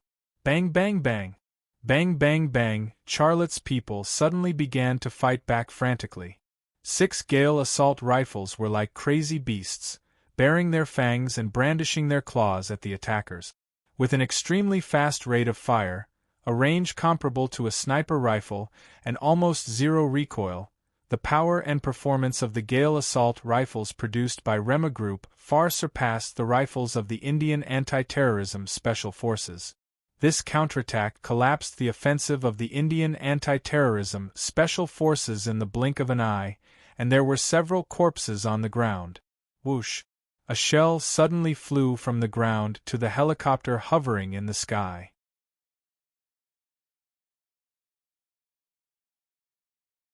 Chapter 825. No! My Hattori screamed as she held her head in her hands. The helicopter was her only hope of escaping. If it was also shot down, she would lose even her last hope. What would happen to her if she fell into Charlotte's hands? She didn't want to think about it, and she didn't need to. But just as the shell hit the helicopter, a bullet from the machine gun collided with it. With a loud boom, the shell exploded below the helicopter. The shock wave of the explosion shook the helicopter, but it didn't fall. The pilot, who was frightened, didn't dare to stay there for another second. He pulled the control stick and retreated. My Hattori suddenly remembered something. She took out her communicator from the pocket of her jacket and screamed into it, "Help me! Help me!" She screamed for help as she scrambled down the mountain. The battle on the mountain was still going on, but it was nearing its end. Charlotte and the Chinese Zodiac battle team members were scattered at 6 sniper point. The charging Indian anti-terrorist special forces were being attacked by XL 2500 sniper rifles and Gust assault rifles from different directions. Without the support of the helicopter, they had become moving targets. In just a few minutes, there were more than 10 corpses on the path to the mountain top. Why did the helicopter fly away? The Indian anti-terrorist special forces commander roared at Hattori Jeppa. Call it back immediately, now. Hattori Jeppa crouched behind a rock and asked into the communicator, "Why did you retreat? Come back and continue to support the Indian attack." "Miss Mai told us to retreat." A Japanese voice came from the communicator. "It's that bitch. Idiot." Hattori Jeppa roared. "She's not in danger. Come back immediately and support the battle on the mountain top." "I'm sorry. Miss Mai said not to listen to you." From the communicator, the helicopter flew towards a blind spot at the foot of the mountain. Hattori Jeppa's eyes were terrifyingly cold. He gritted his teeth. "I'm going to kill her." The Indian anti-terrorist special forces commander suddenly pointed his gun at Hattori Jeppa's head. "I'll give you 3 seconds to call the helicopter back, or I'll kill you. I was also betrayed by that bitch," Hattori Jeppa said angrily. "I don't care. Get the helicopter back immediately." Hattori Jeppa suddenly tilted his head. Just as the Indian SWAT commander was about to aim his gun at Hattori Jeppa's head, he suddenly stopped. He looked down at his chest and then fell to the ground. There was a military knife in his chest. No one had discovered what had happened here. Hattori Jeppa glanced in the direction of the mountaintop. He suddenly stood up and dashed down the mountain. But at that moment, a bullet flew from behind and pierced his tailbone. He suddenly lost control of his legs. After falling to the ground, he slid forward a few meters and only stopped when his head hit a rock. That hit also knocked him out. "You want to run? You won't be as lucky as last time." A cold smile appeared in the corners of Xia Lei's mouth. The Gust assault rifle in his hand was still smoking, and the barrel was hot. A few minutes later, the surviving Indian SWAT soldiers stopped firing. One of the SWAT leaders raised his rifle from behind the rock. There was a white cloth tied to the barrel. He didn't know if it was torn off from his shirt or somewhere else. After the leader took the lead, the rest of the SWAT members did the same. They stood out from behind the rock with their guns raised high. They had already given up the fight. These guys, they actually surrendered. "Boss, what should we do?" Alessio asked. Charlotte was silent for a moment, then said into the communicator, "What do you guys think?" As soon as he finished speaking, Akiko Tsukino pulled the trigger. One of the Indian SWAT members fell to the ground with his rifle raised high. Almost at the same time, the rest of the Chinese Zodiac battle team also fired. In the blink of an eye, the remaining Indian SWAT members fell to the ground. Charlotte said in surprise, "I just wanted you guys to discuss." "Why did you guys?" Akiko Tsukino said. "The Chinese Zodiac battle team never accepts surrender, let alone keep prisoners." Charlotte was speechless. He actually wanted to kill these Indian SWAT members. In such an incident, it was troublesome to leave them alive. However, his conscience made him hesitate. The Chinese Zodiac battle team members did not have such concerns and did the dirty work for him. "It's a pity that one escaped. There's also the Hattori family's samurai," my Hattori said. Charlotte stood up from behind the rock and looked at the place where the helicopter had landed. However, that place was a blind spot. Even his left eye could not see through part of the mountain to see what was happening there. He said, "The ones who came this time should not be the Hattori family's samurai. At least, they are not elites like the ones I encountered last time. The ones who came today are obviously not on the same level." This was a good thing, because it proved that he had weakened the Hattori family's power. "I think they will be more obedient after this. I'll go and see if there are any survivors." Akiko Tsukino also walked out of the rock and walked down the hill with her Gust assault rifle. The other members of the Chinese Zodiac battle team also walked out of their respective rock and walked down the hill. They were all injured, but they were not gunshot wounds. Instead, they were stabbed by rock fragments. Alessio's arm, Yelena's forehead, Erdamu's leg, Akiko Tsukino's butt, Sayamu's chest, and Angumi Khan's face. All of them were injured. Charlotte was no exception. There were several rock fragments on his thighs and his back was wet with blood. Charlotte returned to the crater and took a look. Ning Jing was still lying on the stretcher. She was not injured, but her body was splattered with mud and rock fragments. He breathed a sigh of relief and walked down the hill. Gunshots from Ling Xing sounded on the hill. The Chinese Zodiac battle team members only needed to shoot at the Indian Special Forces soldiers who could still move. In their world, there was no mercy. Charlotte came to Hattori Jeppa's side. From the moment Hattori Jeppa got off the plane, he had been his target. If Hattori Jeppa did not escape, it would have taken him more effort to kill him. But Hattori Jeppa had escaped. Running away from a battlefield was equivalent to betraying one's back to the enemy. It was not that Hattori Jeppa was a rookie and did not understand this principle, but he had lost to fear. The battle on Dawang's snow mountain had made him lose his confidence and courage. Hattori Jeppa was lying on the ground, blood flowing out of his spine, wetting half of his body. Charlotte kicked away the TR-21 assault rifle beside him, then used his foot to turn him over one by one. Hattori Jeppa did not wake up. With the hit on the head and the gunshot wound on his tailbone, he was actually half dead.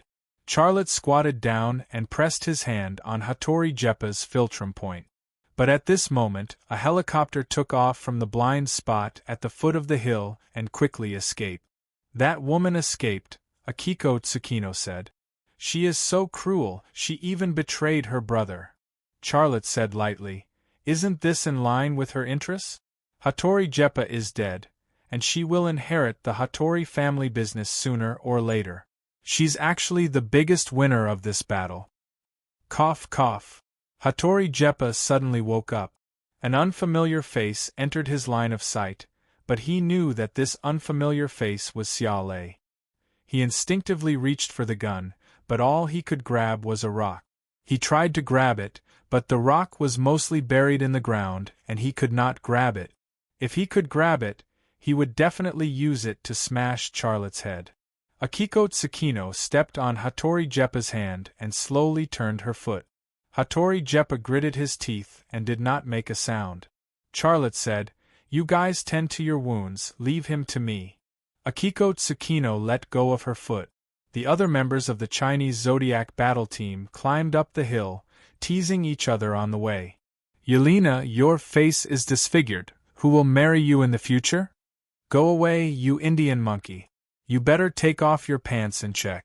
Your penis is small to begin with, and if a part of it is blown off, I am afraid we will need a magnifying glass to see it.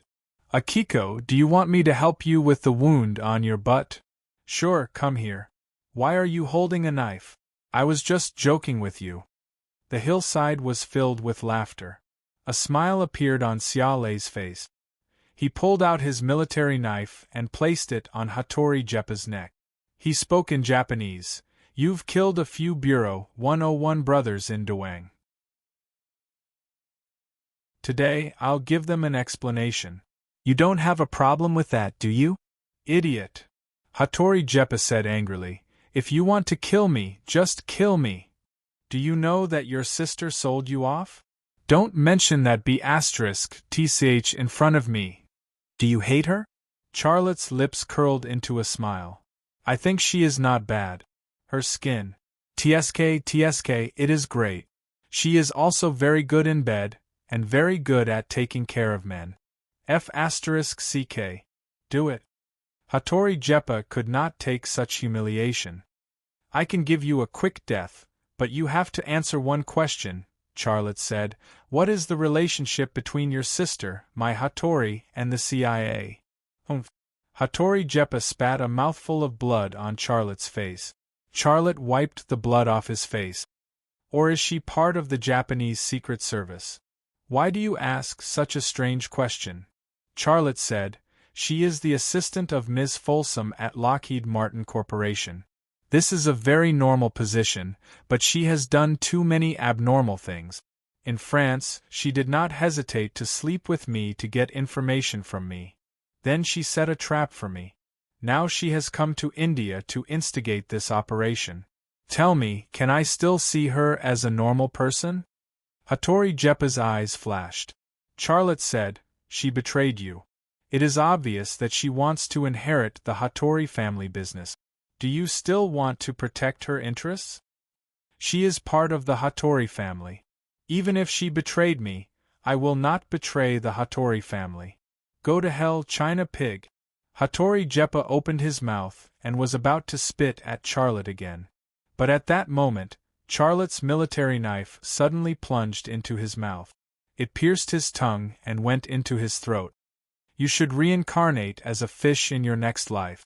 Fish love to spit. Xia Lei twisted his wrist and slowly pulled out his military knife. Blood kept flowing out of Hattori Jeppa's mouth. He opened his mouth and tried to breathe, but it was not enough. After a few seconds, his mouth stopped moving. Charlotte turned and left, not even bothering to look at him.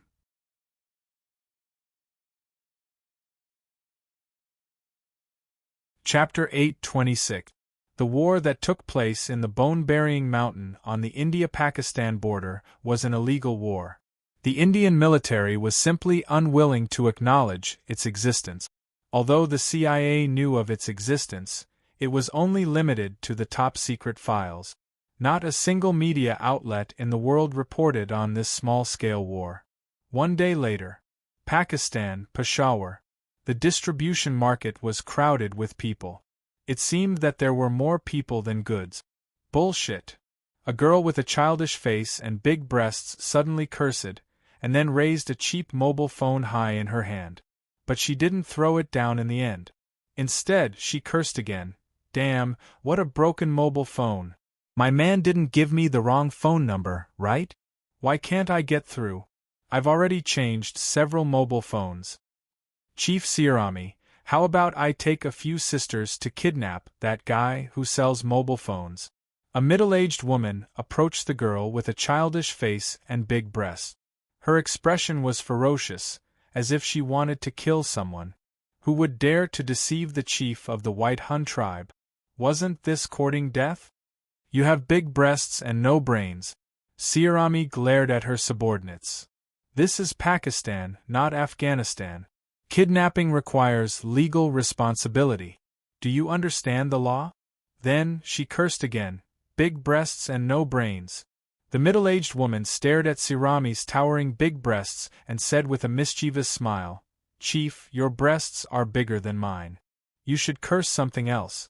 I'm ashamed to hear you scold me like that. Shalami slapped the middle-aged woman, but the middle-aged woman dodged it. Several White Hun women burst into laughter. As the woman with the biggest breasts in the White Hun tribe, she used the phrase, big breasts and no brains, as her catchphrase. Wasn't this scolding herself? This was really the best joke of the year for the entire tribe. Don't laugh. Be serious. Shalami said fiercely, have you guys sold all the goods? Hand over all the money.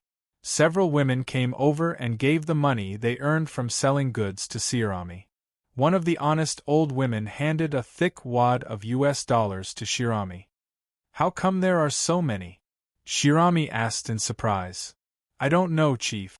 I sold the white powder we stole to an American, and he gave me so much money without saying anything. The honest woman scratched her messy hair and said, I think he's stupid. I think you're stupid. That bag of stuff is drugs. You obviously sold it cheap, a woman said. Drugs? What are drugs? It looks like flour to me, said the honest woman. The women of the White Hun tribe. Shirami put away the money. Let's go, I'll show you around. What do you want? I'll buy it for you. I want 10 pairs of underwear, all red. I want 10 bras, the best ones. Do I need 20 packs of sanitary pads? Can you buy me one of those? It can be recharged. Why don't you go to hell, slut? Chief, your man hasn't been back for so long. You should buy one too. Ha ha ha. Amidst the laughter, Shirami pursed her small mouth and her eyes were full of sadness. She was originally a happy girl and didn't know what sadness was. But after Charlotte left her, she learned to be sad. Every night, she would climb to the roof of her house and look in the direction of China, thinking about her man. This damn cell phone is also bullying me. Why can't I get through? The more she thought, the angrier she got. Shirami suddenly lost control of her emotions. She raised the cell phone and threw it to the ground. Chief, that's a new cell phone. If you don't want it, you can give it to me. A woman hurriedly picked up the broken cell phone. But just as the woman was about to pick up the cell phone, another hand picked it up first. The white Hun woman was about to get angry, but she heard a man's voice. Your temper is still so bad. Big breasts but no brains. Don't you know how to find a cell phone seller to open an international call for you? If you don't open an international call, how do you make a call? This voice was very familiar. The woman looked up and saw an unfamiliar face. She suddenly felt strange. The voice was that man's voice, but why was the face unfamiliar? Shirami also stared blankly at Charlotte. Her small mouth moved as if she wanted to call out the name she wanted to call out the most. But the unfamiliar face in front of her made her not dare to call out. What are you looking at? I'm talking about you, big breasts but no brains. The man said. The corner of his mouth floated into a trace of a friendly smile. Shirami seemed to have discovered something. She cheered and suddenly pounced on the man. She didn't care where she was. When she approached the man, she jumped and wrapped her legs around the man's waist. Her arms also wrapped around the man's legs. Then, in full view of everyone, she kissed the man's lips. A large group of women looked at each other in dismay. Has the chief gone crazy thinking about men? Don't we have so many men in our tribe? She can have as many as she wants. Why would she go so far as to hook up with one on the street? That man just called her big breasts but no brains. That's right. Why did she jump on him? Kissing him. If it was me, I would have slapped her. But, his voice is very familiar. It seems to be that man. Which man? Stupid, the chief's man. That China man, Charlotte. No way. Charlotte is so handsome, so good-looking. His skin is soft and tender, and he works very well. I'm talking about the voice. What are you talking about? At this time, Shirami jumped down from the man's body and affectionately pulled the man's hand. Come back to the hotel with me. The man said, Let's go to my hotel. I've prepared something for you. The man looked at the women and said, You guys come with me. I'll treat you. Whatever you need, just tell me. Okay. Then a woman said, I want 10 pairs of underwear. I want 10 bras. I want. The women talked at once. The man had a strange expression on his face and said in Chinese, What a simple woman. Shirami suddenly laughed and said, You big breasts but no brains. Do you know who he is? I'm telling you, my man is back. A woman said in surprise, You are Xia. The man put a finger between his lips and said, Shu. The woman who was about to call out his name closed her mouth. This man with a strange face was Charlotte. He originally planned to fly back to China from Islamabad, but when he arrived in Islamabad, he changed his mind. Since he was already in Islamabad, he was very close to Peshawar. He knew that the White Xiongnu tribe had a stronghold in Peshawar. Every once in a while, the women of the White Xiongnu tribe would come to Peshawar to sell their specialties, and then by some necessities to go back. He wanted to give the weapons he brought this time to the White Xiongnu tribe and give them some money so that they could live a better life. He didn't expect to see Shirami in Peshawar. When he arrived in Peshawar, he found the stronghold of the White Xiongnu tribe and inquired about Shirami's arrival, which led to the scene just now. Shirami held Charlotte's arm and followed her. Several women of the white Xiongnu tribe followed behind them, chattering. Shirami suddenly said, "Xia, the two people following behind us are your people, right?" In a place like Peshawar, although he was wearing a human skin mask, Charlotte had to bring bodyguards just in case. The people following behind him were Akiko Tsukino and Erdemo, both of whom were experts in assassination. Charlotte didn't look back, just nodded lightly. "Don't worry about them, let's stroll our street. What do you like? I'll buy it for you." "I only like you." Charlotte smiled. "Then I'll give it to you too." After a pause, he added, "Did you come here on horseback?" "Yes, we don't have a car." "How about this? I'll buy you a few cars, a truck that can transport goods, and an off-road vehicle that can be driven on rough roads. In this way, you don't have to work so hard, at least you can come here and bring less goods." "How can that be? It'll cost a lot of money." "Don't worry about the money. That won't do, I haven't even given you a child, I can't take so many things from you. How about I give birth to a child for you? That way I can take your car." Charlotte, after strolling around the streets, the women of the white Xiongnu tribe returned with a full load. The gifts that Charlotte gave them were more than their size, to the point that they couldn't carry them. In the end, Charlotte hired a small truck to send them to the white Xiongnu stronghold. Charlotte took Shirami to his hotel room. In the room, there was an engineering plastic box. "Open it and take a look," Charlotte said. "What's inside?" "Open it and you'll know." "I know, this is a box for guns." Shirami smiled mischievously. "But I don't want the guns in the box, I want your guns." Charlotte. But before he could say anything, Shirami leaned over and snuggled into his arms. "You're so cruel, you didn't come to see me for so long. The CIA wanted to catch me, I didn't dare to go to Afghanistan." After a pause, he added, "If you want to talk, then talk. Why take off my pants?" Shirami pushed him down on the bed, and then rode on him like a knight. Language had lost its meaning at this time. At this time, saying 100 words wouldn't be as pleasurable as a simple action, so why bother saying it?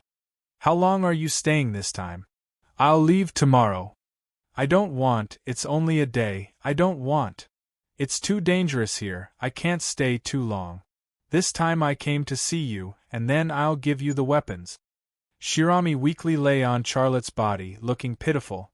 "I know your identity is very special, and the Americans want to catch you, but I really miss you, I miss you every night. In the future, when there's peace, I can come to see you often. Then give me a little monkey." "What little monkey?" "Your little monkey. I'll give you a little monkey. When you're not here, I'll play with him. Seeing him is the same as seeing you." Shirami's voice was very gentle, but her actions were not gentle at all. "So this is what you mean by little monkey." Charlotte smiled bitterly. "Are you giving it to me or not?" "Yes, I'll give it to you." "You're so nice, you're not allowed to sleep tonight." "Charlotte."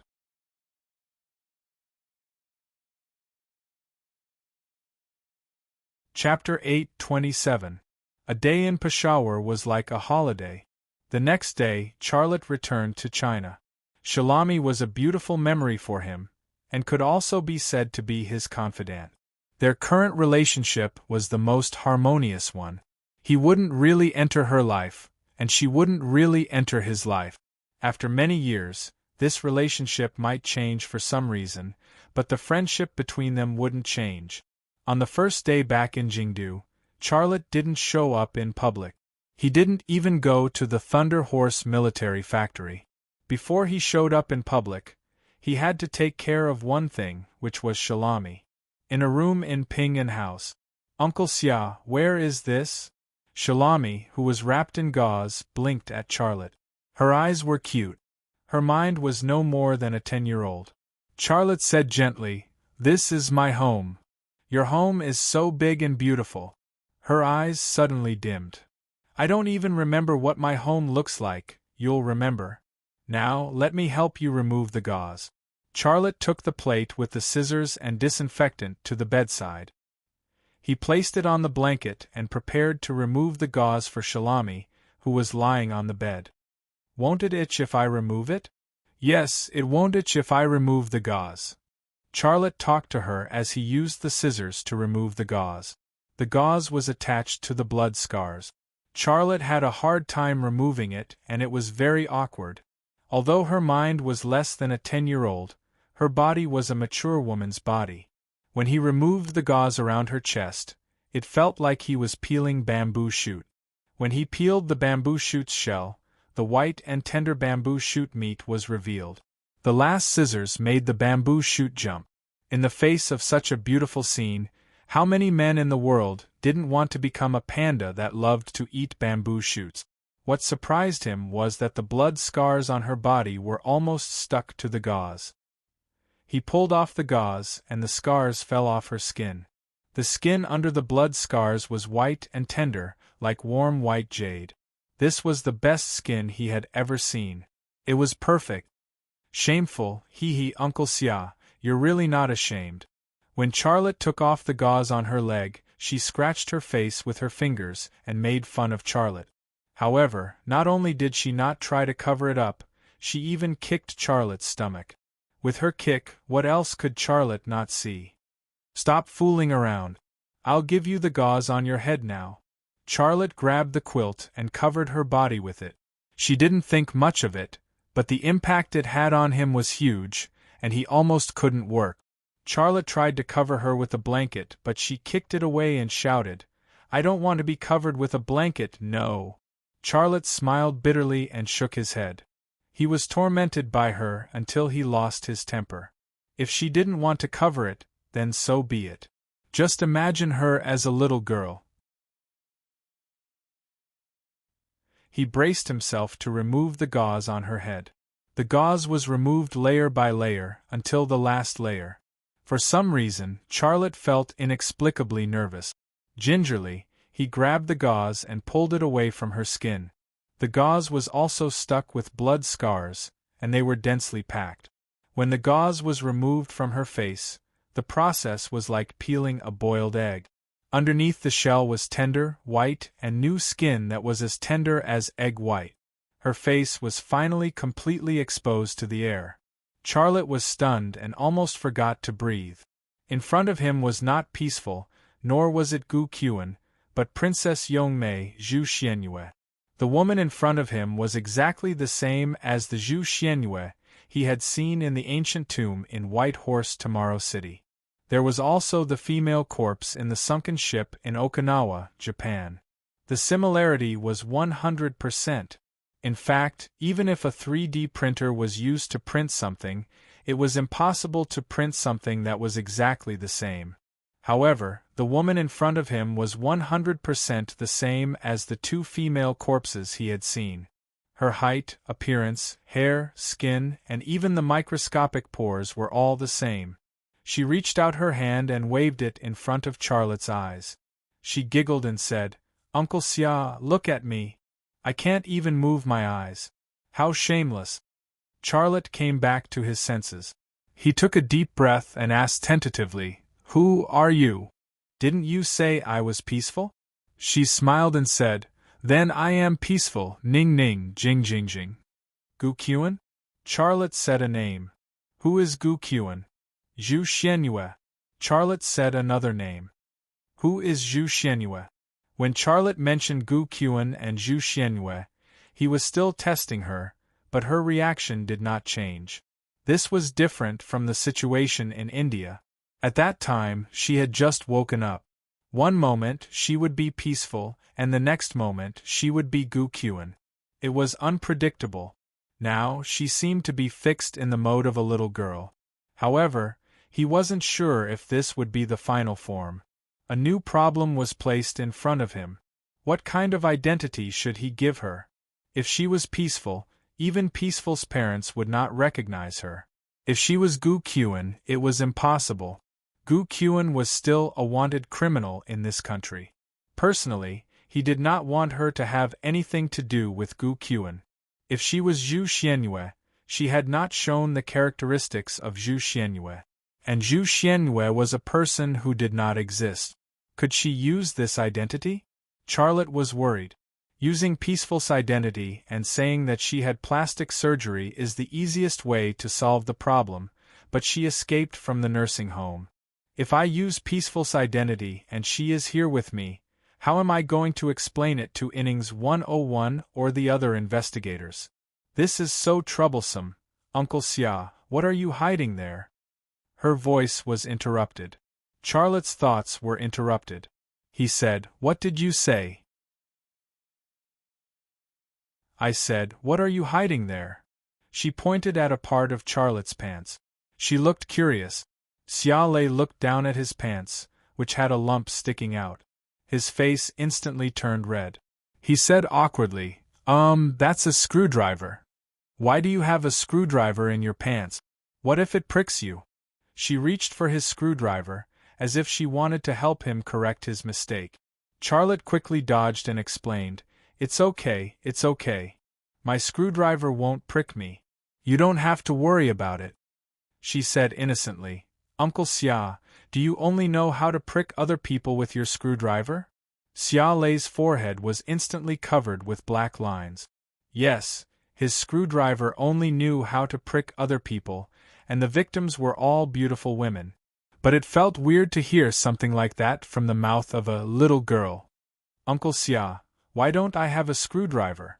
She looked at the same part, looking depressed. She was as pure as a piece of white paper. She had a perfect face and a perfect body.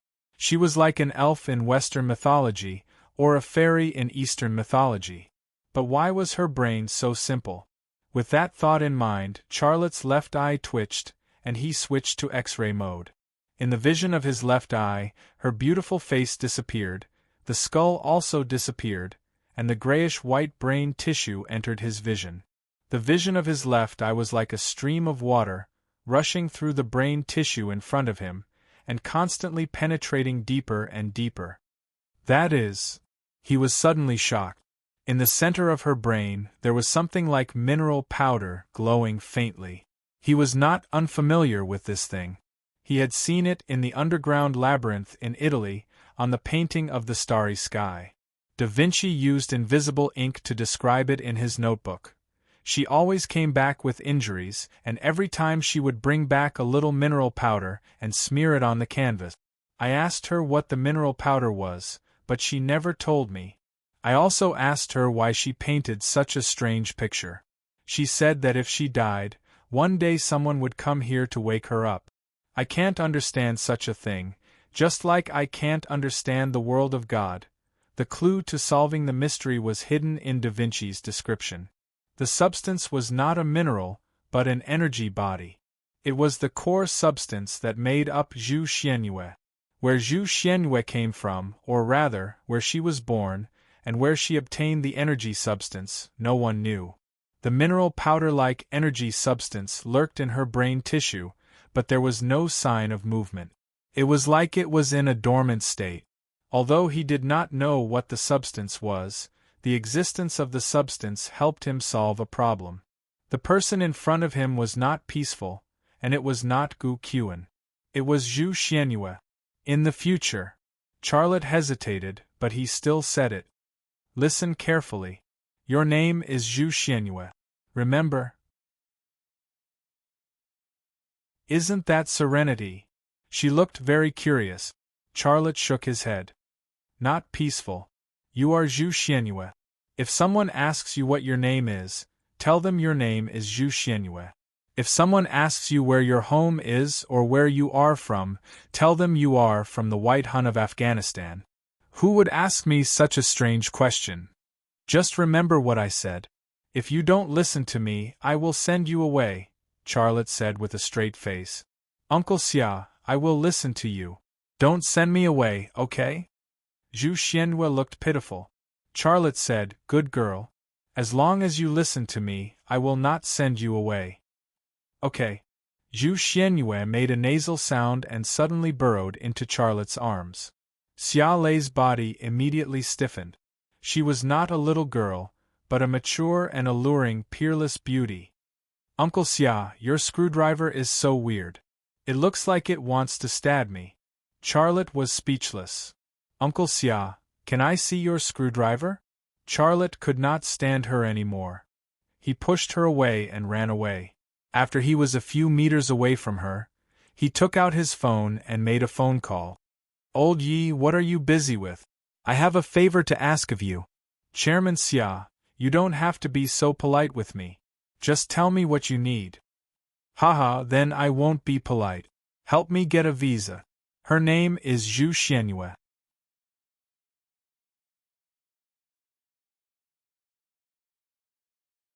Chapter 828.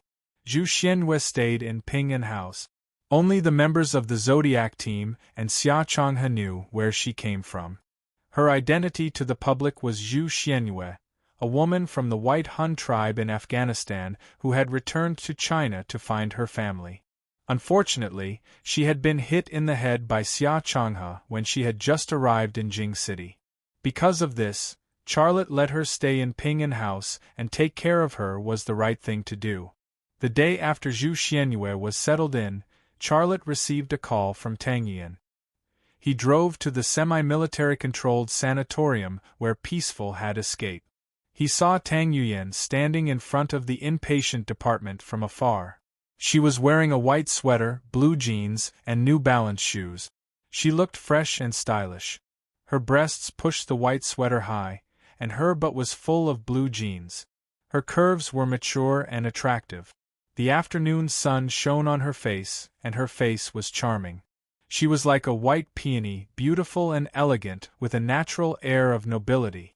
Charlotte got out of the car and walked to her with a smile. Yu Yan, what's up? I asked you, but you didn't tell me. You even called me here. Peaceful is missing. Don't you know? Tang Yuyan looked at Charlotte. She couldn't hide the smile on her face when she said that. Women would dress for the man they liked. Seeing the man they liked, women couldn't hide the joy in their hearts. Peaceful is missing? Charlotte pretended to be surprised. When did this happen? A few days. Tang Yuyan grabbed Charlotte's hand and led him into the building. As they walked, she said, the hospital hid it. They didn't report it until they couldn't find her. Well, I only found out about it yesterday. It was reported yesterday. Are you here to investigate today? Of course not. I asked a special agent to investigate yesterday, but there was no result. I decided to go there myself to see if I could find any clues. You're here to investigate the case? Why did you call me here? Charlotte's heart suddenly had a trace of vigilance. After all, he was the one who asked Qin Xiang to steal him. If Tang Yuyan came to test him because she was responsible for the investigation, he had to be prepared in advance. Tang Yuyan rolled her eyes at Charlotte. You're our consultant for 101 innings. You're an expert in this field. Can't I ask you to help me investigate? If Long Bing were to encounter such a task, you would definitely go to it as soon as I call you, right? Xia Lei let out a sigh of relief, but he kept a straight face. What are you talking about? Peaceful is my friend. She went missing, and I was worried. Even if you didn't ask me to come, I would have come to help. What are you talking about? Don't worry. A lot of people are looking for her. I believe they will find her soon. Don't worry too much. As she spoke, she pressed the elevator door. After entering the elevator, Charlotte thought to himself, she has become a different person. It would be strange if you guys could find her. The elevator door closed. Tang Yuyan suddenly pushed Charlotte. Charlotte took a step back and leaned his back against the elevator. Tang Yuyan took the opportunity to move closer. She placed her hands on both sides of Charlotte's shoulders and pushed him against the wall. 4 pairs of eyes looked at each other. One was awkward and nervous, and the other was passionate. You. Charlotte was the first to lose his cool. Didn't Uncle Xia tell you? Tang Yuyan slowly pressed against Charlotte. The towering peaks broke through the small gap between them and collided with his chest. Then, they compressed bit by bit. The process was like 2 towering snow mountains collapsing at the same time. What did you tell me? Without waiting for her to speak, Charlotte changed the topic. Don't do this. It's not good to be seen. I don't care. Tang Yuyen continued to press against him. I have been waiting for you to say something. How much longer do you want me to wait? Didn't I make it very clear? Charlotte braced himself and said, I don't want to get married again. Then why do you make so much money? There is no one to inherit it. Why do you still work so hard? Charlotte smiled bitterly. I haven't thought about it yet. I will tell you when I think about it. But just as his voice fell, Tang Yuyen suddenly broke through the last bit of space between the two of them, and in an instant, her tender cherry lips covered Xia Lei's mouth. A second later, her tongue launched an attack, pried open his teeth and went into his mouth. His mouth was full of fragrance and sweetness, and it was soft and smooth. Her lilac tongue was like a strawberry cake with cream. Charlotte reached out to push her away, but for some reason, he pressed against her softness. This action, he thought he was preparing to push, but in the eyes of others, it was a touch. The elevator door suddenly opened. A few medical staff in white coats stared at the man and woman in the elevator with their mouths open. The entangled man and woman had two eye-catching points: the woman's mouth and the man's hand. The moment the elevator door opened, everything came to a halt. A second later, Tang Yuyen quickly let go of Charlotte. Charlotte looked up at the ceiling of the elevator as if he was looking for loose screws or something. Ahem. Tang Yuyen coughed and then walked out of the elevator. Where is your director? I am Tang Yuyen. I am the leader of the investigation team in charge of investigating Peaceful's disappearance. A middle-aged man came forward, looking very polite. Oh, it's Miss Tang. Nice to meet you. My surname is also Tang. We are a family. Before Director Tang could finish his introduction, Tang Yuyen interrupted him. She raised her hand slightly. This is Charlotte, my colleague. Yes, he is also my fiancé. What kind of introduction was this? A few hospital staff looked at Tang Yuyen and Charlotte strangely, including Dr. Wei Guani, who was very familiar with Charlotte. He knew Charlotte's identity, but he pretended not to know him. Just then, a nurse suddenly ran out from a room at the end of the corridor. She looked flustered as she ran and shouted, "Oh no! Something has happened! Director! Something has happened!" What happened? Dean Tang frowned. What are you panicking for? If there's anything, we can talk in my office later. The nurse ran over, looking anxious. It seemed that something serious had happened, but she was stopped by Director Tang's words. Unruly! Go to my office and wait, Dean Tang said with a straight face and a dignified look. The nurse was about to leave when Tang Yuyen suddenly said, Wait, what happened? Tell me now. This. The nurse looked at Director Tang. Director Tang smiled. Miss Tang, it's my fault. She is new and doesn't know the rules. I think we should go, Tang Yuyen said coldly. I want her to say it now. If she doesn't, you won't have the chance to say it. Director Tang's face suddenly turned pale. Say it. Tang Yuyen's voice was filled with anger.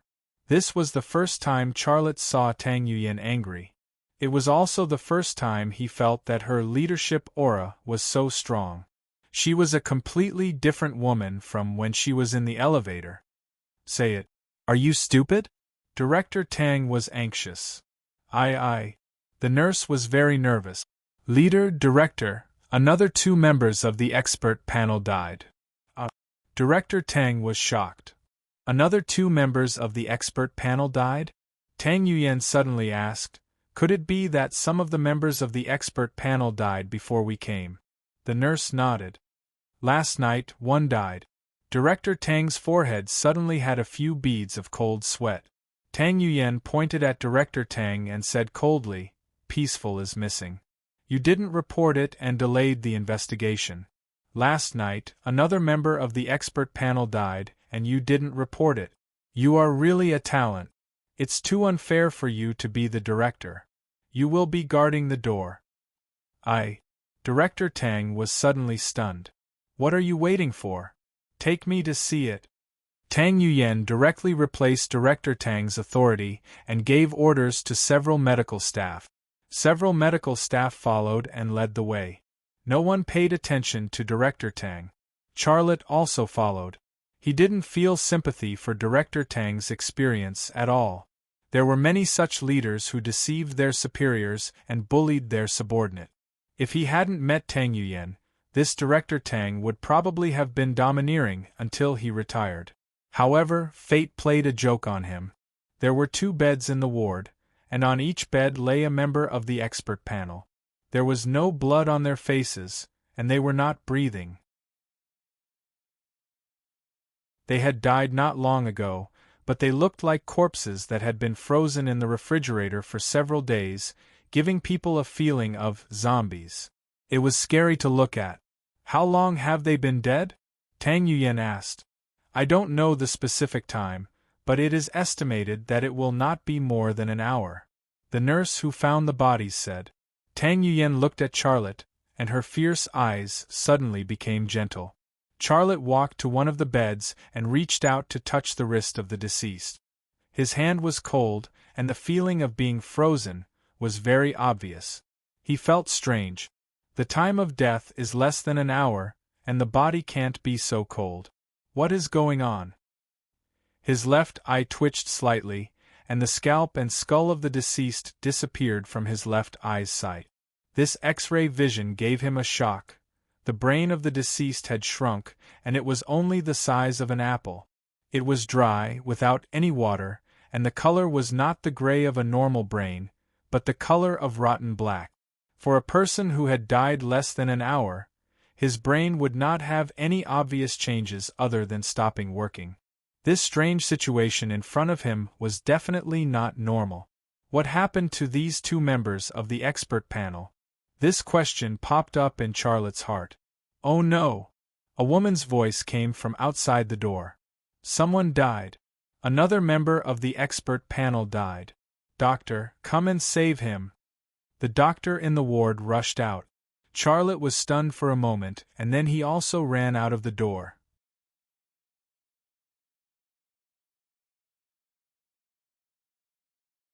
Chapter 829. In another ward, several medical staff tried to resuscitate the 2 members of the expert panel who had just died. They gave them adrenaline injections and so on.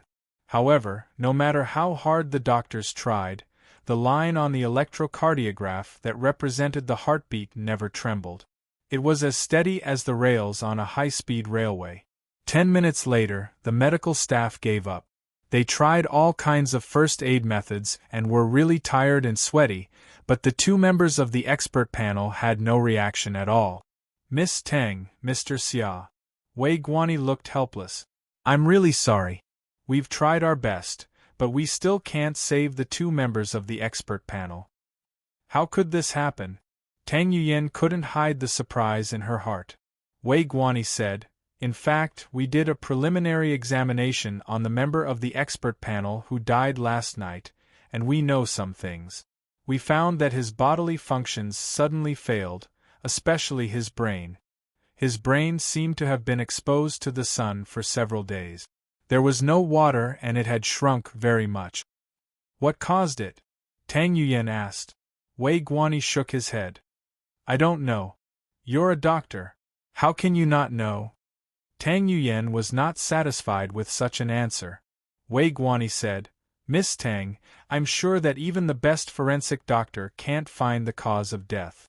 While Tang Yuyan and Wei Guanyi were talking, Charlotte walked to one of the beds, activated the X-ray ability of his left eye, and quickly looked at the head of the corpse on the bed. It was also at this time that he was surprised to find that the brain of the deceased was rapidly shrinking, losing water and losing its normal color. Instead, it was replaced by a rotten black color. Then he looked at the chest and abdomen of the deceased. He found that the organs of the deceased looked normal, as if they had just stopped working. What's going on? He was surprised. Did you find anything? Tang Yuyan came over. Charlotte thought for a moment. I don't know what's going on either. Until now, we haven't even found out why these members of the expert panel went crazy, let alone the cause of their death.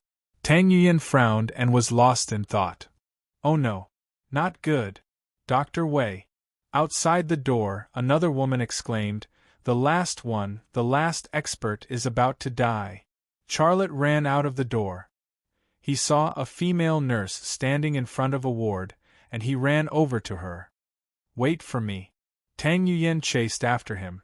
After entering the ward, Charlotte saw a woman lying on the bed. She was a physics scientist. Charlotte had met her in the base in the belly of the mountain, but they hadn't talked. At that time, she was very healthy. Her complexion was rosy, and her skin was well maintained. She was a rather good-looking middle-aged woman. But now, her face was pale, without a trace of blood.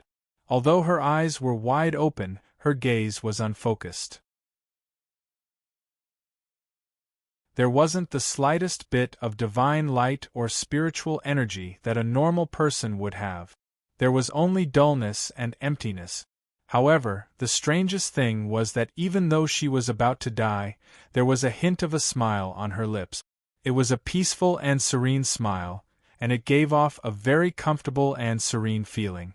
The existence of this smile gave off the illusion that she was not someone who was about to step on the road to hell, but someone who had already bought a ticket to heaven and was about to board the ship to heaven. Wei Guani and several medical staff quickly rushed to the ward with emergency equipment. But before they could do anything, the female physicist lying on the hospital bed opened her mouth. After a strange sound, she could only exhale air from her mouth. She could not breathe in any more. Wei Guani led a few medical personnel to carry out emergency treatment. Charlotte's left eye looked into the female scientist's brain, and what he saw was a brain that was shrinking. The scene was like a spherical ice cream placed under the hot sun, and under the scorching sun, its size was rapidly shrinking. This was a very vivid image, but the former speed was even faster. What the hell is going on?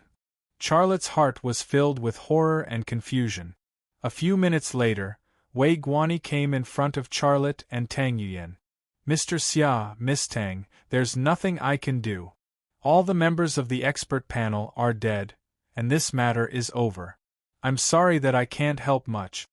Tang Yuyan said, I will send a professional forensic doctor to examine the body. Write me a detailed report. Okay, I'll go prepare the materials for the report. Wei Guani didn't say anything more and he left the ward. When he walked to the door, he looked back at Charlotte, but saw that Charlotte was still staring at the body on the bed, and the look in his eyes was very strange. Let's go. Tang Yuyan said. Okay. Charlotte withdrew his gaze, turned around, and left the ward. Walking out of the inpatient department building, the afternoon sun was still bright, but the two of them felt cold. There was a feeling of panic in their hearts, and they couldn't get rid of it. The members of the expert panel are all dead, and only Peaceful is left. Tang Yuyan sighed. But I don't even know if she's dead or alive. I hope she's okay. Charlotte's heart hurt a little. The truth he knew was that Serenity was not really dead, but she had indeed disappeared. There was no peace in this world. But he couldn't tell this truth to Tang Yuyan. This is really weird. Back then, the expert panel died and some went crazy. Now, even the expert who went crazy is dead, and it happened within 24 hours. Who could explain such a thing? I don't think I can solve this case, Tang Yuyan said. Charlotte thought, maybe when Peaceful went crazy, she wasn't herself. Zhu Xianyue must know the truth, but she is in a state of hibernation. I don't know when she will wake up. This is such a headache, forget it. This kind of thing should be left to the experts to solve. I don't want to do this. Tang Yuyan took a deep breath and smiled. Let's go have a cup of coffee. After going through something like this, you still have the mood to drink coffee? Charlotte looked at her, speechless. People like us have seen a lot of dead people. Don't make excuses. Tang Yuyan held Charlotte's arm affectionately. It's rare for us to be together. No matter what, I won't let you go. Drink coffee with me. Yes, I heard there's a good coffee shop. I want to try it. Charlotte smiled bitterly and let her lead him away. After that, it was time for lovers. Tang Yuyen not only took him to drink coffee, but she also dragged him to the cinema. If he hadn't secretly sent a message to his father, Xia Changhe, to call him on purpose, he guessed that Tang Yuyen would have dragged him to the hotel. When they returned to Ping An residence, it was already dark. Xia Changhe was in the courtyard drinking tea and admiring the moon. Dad, look at what you've done for me. When Charlotte saw Xia Changhe, he complained. You promised her, and she came to force me. I don't know what to do. Xia Changhe smiled. I said that I promised her. It's up to you to decide whether it will work or not. Charlotte looked worried. But once you agreed, everyone in the Tang family became serious. They were just waiting for me to agree. When Tang Yuyen introduced me to others today, she said that I was her fiancé. I didn't know what to say. She also said that her godfather's 60th birthday is coming up and she wants me to give her an answer then. How should I answer her? You can answer however you want. It's not that difficult to reject someone, right? Unless you actually have feelings for her, don't you? Xia Changhe said. Charlotte smiled bitterly. Do you think it's easy to reject someone? Sometimes, rejection is a kind of hurt. Xia Changhe took a sip of tea and looked like he was enjoying it. But the words he said were different. I don't care about you youngsters' affairs. I just want to know when you're going to let me hold my grandchildren. Don't tell me that you don't want to get a wife. Tell me and I'll beat you to death. Charlotte was speechless. From what his father said, he actually liked Tang Yuyen as his daughter-in-law. It turned out that his father was also someone who said one thing and did another. However, how could there be a father in the world who didn't want to hold a grandson? His son had built such a big foundation, but he had no intention of producing an heir. How could that be? In fact, his method of forcing a marriage was considered very mild among the parents who forced a marriage. Forget it, I'm not talking to you anymore. I'm going back to the house. Charlotte wanted to slip away. Wait. Xia Changhe stopped Charlotte. Is there still no news from the Knights Hospitaller? Do you mean the information about the headquarters of the FA organization? Charlotte lowered his voice. Xia Changhe nodded. It's not a good idea to keep those 4 women here. You have to urge them. Charlotte said, according to our agreement, the Knights Hospitaller will give me an accurate answer in a month. Before that, just keep a close eye on those 4 women. I'm keeping them here because I'll need to use them when the time comes. In short, you have to end the cooperation with the Knights Hospitaller as soon as possible. Otherwise, you'll get into trouble. Xia Changhe said.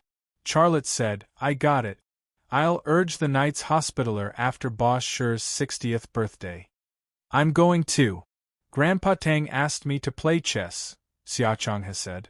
Charlotte was speechless. And the woman you brought back, Charlotte interrupted Xia Changhe. Dad, don't worry about her. Believe me, you can't do anything about it even if you want to. He didn't explain much and turned to leave. Xia Changhe sighed and looked up at the moon. There was no smile on his face. He left alone with the moonlight shining on him. Charlotte secretly thought, am I really going to be with Tang Yuyen or even marry her? This was the first time he had thought of such a question. His head was numb. Then, he thought of the words that the black-robed man said to him on the rooftop of the headquarters building of Qiangli Biotechnology Company in New Delhi. Give me an answer in 3 years and then I'll kill you. His mood suddenly fell, and he was also full of anxiety and worry about the future. If he only had 3 years to live, and Rema Group didn't have an heir, would such a life be incomplete? Would it be a regret in life that couldn't be made up for? Passing by Zhu Xuanyue's room, Charlotte's left eye twitched slightly, and the door and window that blocked his view disappeared from his sight. Zhu Xuanyue wasn't asleep.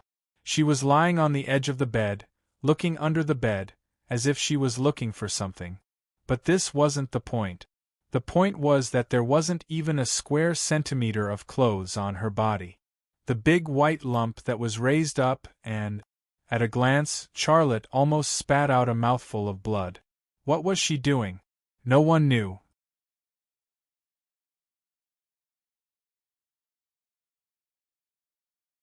Chapter 8:30. Although it was very inconvenient and awkward, Charlotte still entered Zhu Xuanyue's room. The moment he reached the door, Zhu Xianyue, who was lying on the bed with her but in the air, suddenly pushed herself off the ground. Her palms seemed to have an elastic booster that suddenly activated, giving her a huge counterforce. Her body was like an arrow that had been released from a bow, and her legs were in front of Charlotte's face in an instant. It was a pair of crystal-clear jade feet, and there was not a single callus on the soles of her feet. Her legs were definitely the peerlessly beautiful legs that those leg lovers could play with for several years without getting tired of. However, Charlotte was not in the mood to admire them at all. Not only that, he suddenly panicked, because Zhu Xuanyue's legs carried a power that even he was afraid of. If he was kicked by her, the bridge of his nose would burst. Caught off guard, Charlotte bent his legs and squatted down. Just as he squatted down, Zhu Xuanyue's pair of long legs that were like arrows flew past his scalp. However, in that instant, Zhu Xuanyue's hands fell from the air and grabbed his neck. A powerful force came, followed by a feeling of suffocation. Charlotte fell to the ground, and his right leg went up, chopping towards Zhu Xuanyue's head like a knife. Zhu Xianyue let go of his neck, and her hands reached forward, grabbing his right leg. The attack and defense ended in an instant. Charlotte fell to the ground, and Zhu Xianyue fell on top of him. She was between his legs, and his head was between her legs. The two of them were in a 6 and 9 position. Zhu Xianyue might be fine because Charlotte was wearing pants. But Charlotte could not stay calm, because there was nothing on Zhu Xuanyue's body, and his head was between her legs. What he should not see and what he should not smell were close at hand, almost touching. The thrill of almost having a nosebleed increased by more than 10 times, and he felt like he was about to explode. Uncle Xia. Zhu Xianyue seemed to have realized it was Charlotte this time, and she climbed up from his body with a guilty look. "I'm sorry, I didn't know it was you." Charlotte climbed up from the ground and looked at her, but his heart was still filled with shock. How is she so strong? She's even stronger than Master. Liang Zhengchun was immersed in Wing Chun Fist, and had internal energy, so he couldn't compare with her. But if Liang Zhengchun was compared to Zhu Xianyue, Liang Zhengchun was much weaker. The cruel reality was, if they really fought, he would not be able to win against Zhu Xianyue. "Uncle Xia, why are you looking at me?" Zhu Xianyue waved her hand in front of Xia Lei. Only then did Charlotte come back to his senses. "Why did you attack me just now?" "I don't know, I felt someone come in, and I don't know what was going on, so I just did it." "I'm sorry, Uncle Xia." Zhu Xianyue lowered her head, looking like a naughty child who had done something wrong. Seeing her like this, Charlotte was too embarrassed to reprimand her, so he smiled bitterly. "It's okay, but remember, you're not allowed to hit people in the future. You have a lot of strength, and it's easy to hurt people." "And I know." Zhu Xianyue revealed a smile. "What were you doing just now? Were you looking for something?" Charlotte asked. "A little thing," Zhu Xianyue said. "What little thing?" Charlotte bent down to look under the bed. But at this time, a mouse suddenly jumped out from under the bed, and fled in the direction of the bathroom. Zhu Xuanyue's figure flashed, and when she stopped again, the mouse was already in her hands. Charlotte was stunned. He only saw a white figure, and did not see how Zhu Xianyue made her move, but she had already caught the mouse in her hands. The speed that she displayed was not a speed that a human could have, and he was no exception. Zhu Xuanyue's hand suddenly clenched. The mouse screamed, and died in Zhu Xuanyue's hands. "Xianyu you." Charlotte wanted to say something, but when the words came to his mouth, he did not know what to say. Disregarding her body, Zhu Xianyue was definitely an innocent and cute little girl in his eyes, but the things that she did gave him a cold and scary feeling. Zhu Xianyue walked towards Charlotte with a sweet smile on her face. "Uncle Xia, this is for you to play with." Charlotte, without waiting for Charlotte to agree, Zhu Xianyue had already placed the dead mouse in Charlotte's hands. It was cold to the touch, and the mouse's body seemed to have been frozen in a freezer for a few minutes. Not knowing why, Charlotte suddenly remembered what he had experienced in the nursing home in the afternoon. He had touched the body of a specialist, and that specialist's body was also cold. Charlotte's left eye twitched slightly, and he instantly saw through the mouse's brain. The mouse's brain did not shrink, and it looked very normal. This made him heave a sigh of relief. If the mouse's brain also started to shrink, he would really suspect that she had something to do with the specialist's death. Yawn. "My stomach is full, I want to sleep." Zhu Xianyue yawned. "Uncle Xia, I want to sleep with you. Can you hug me to sleep?" Charlotte hurriedly shook his head. "No. Sleep by yourself, and don't say that in the future, remember?" "I want to sleep with you," Zhu Xianyue said coquettishly. "Listen to me." Charlotte put on a serious face. "Okay, why are you so fierce?" Zhu Xianyue pouted, looking very wronged.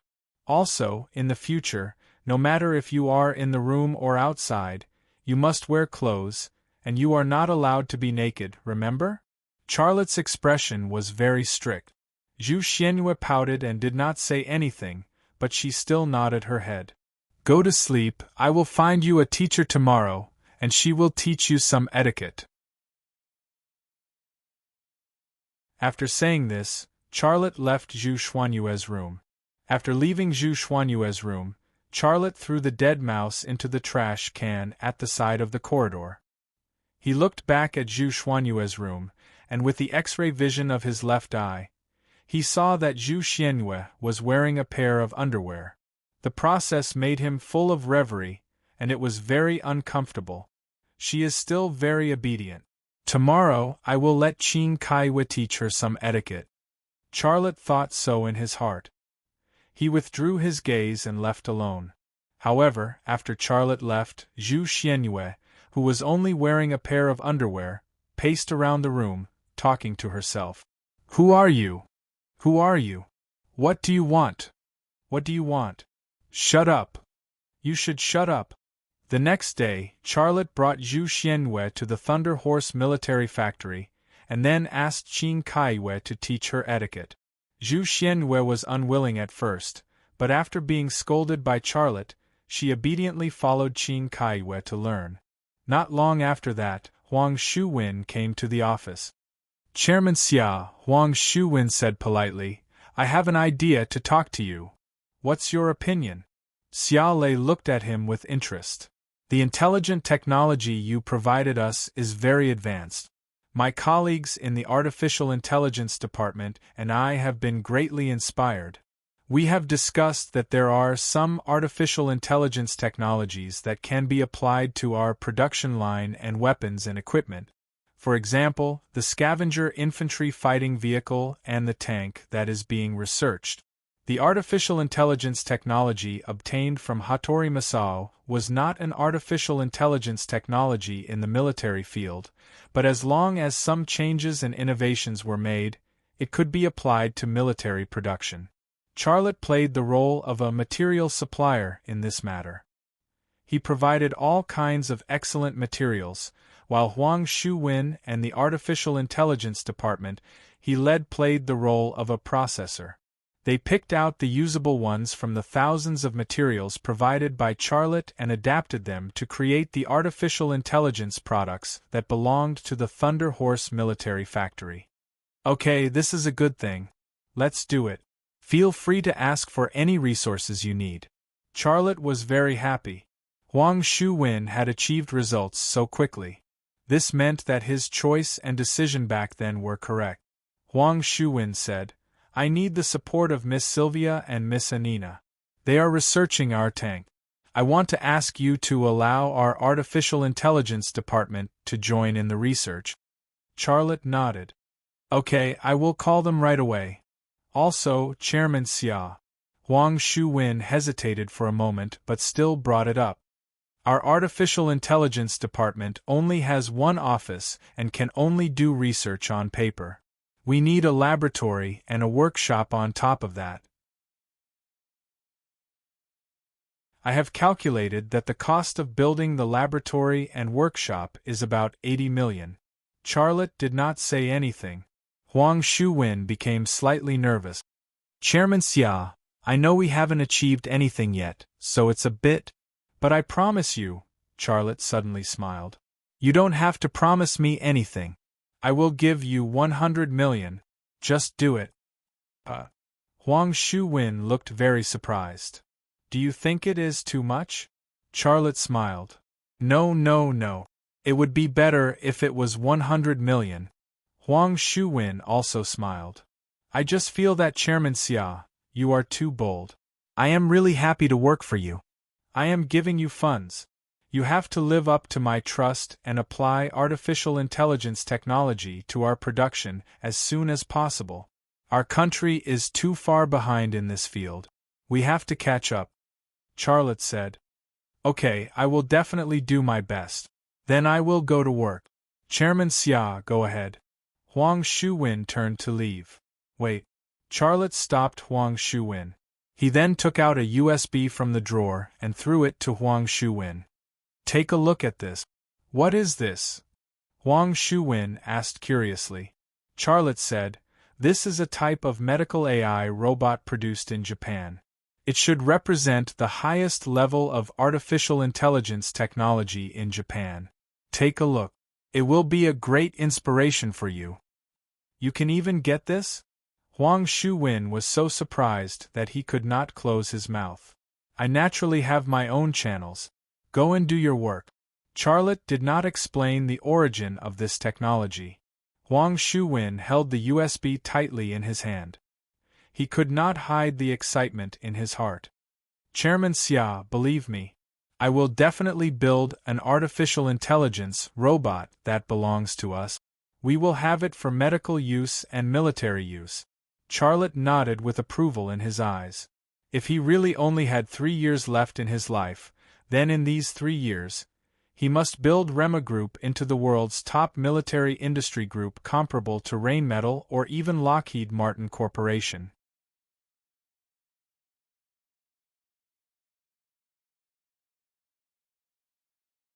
Chapter 831. Half a month later.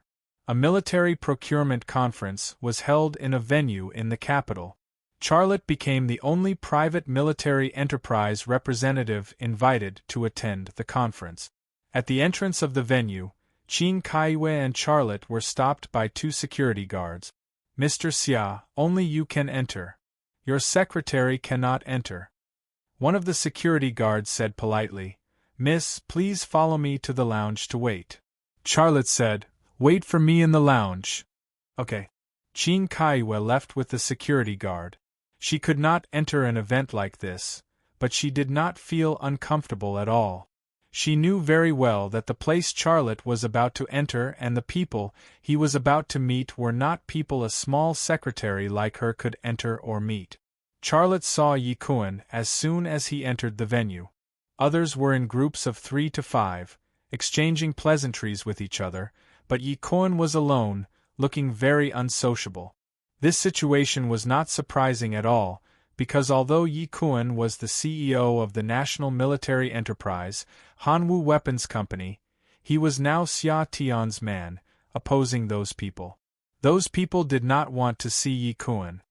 Chairman Xia. Yi Kuan walked over with a flattering smile on his face. Charlotte smiled and greeted him warmly. Old Yi, when did you arrive? I just arrived too. Sit. Yi Kuan pulled out a chair for Charlotte. Charlotte was not used to his way of doing things, but he still sat down. There were many gazes from the side and opposite, and there were sounds of discussion. Look at that Yi guy, he's like a slave.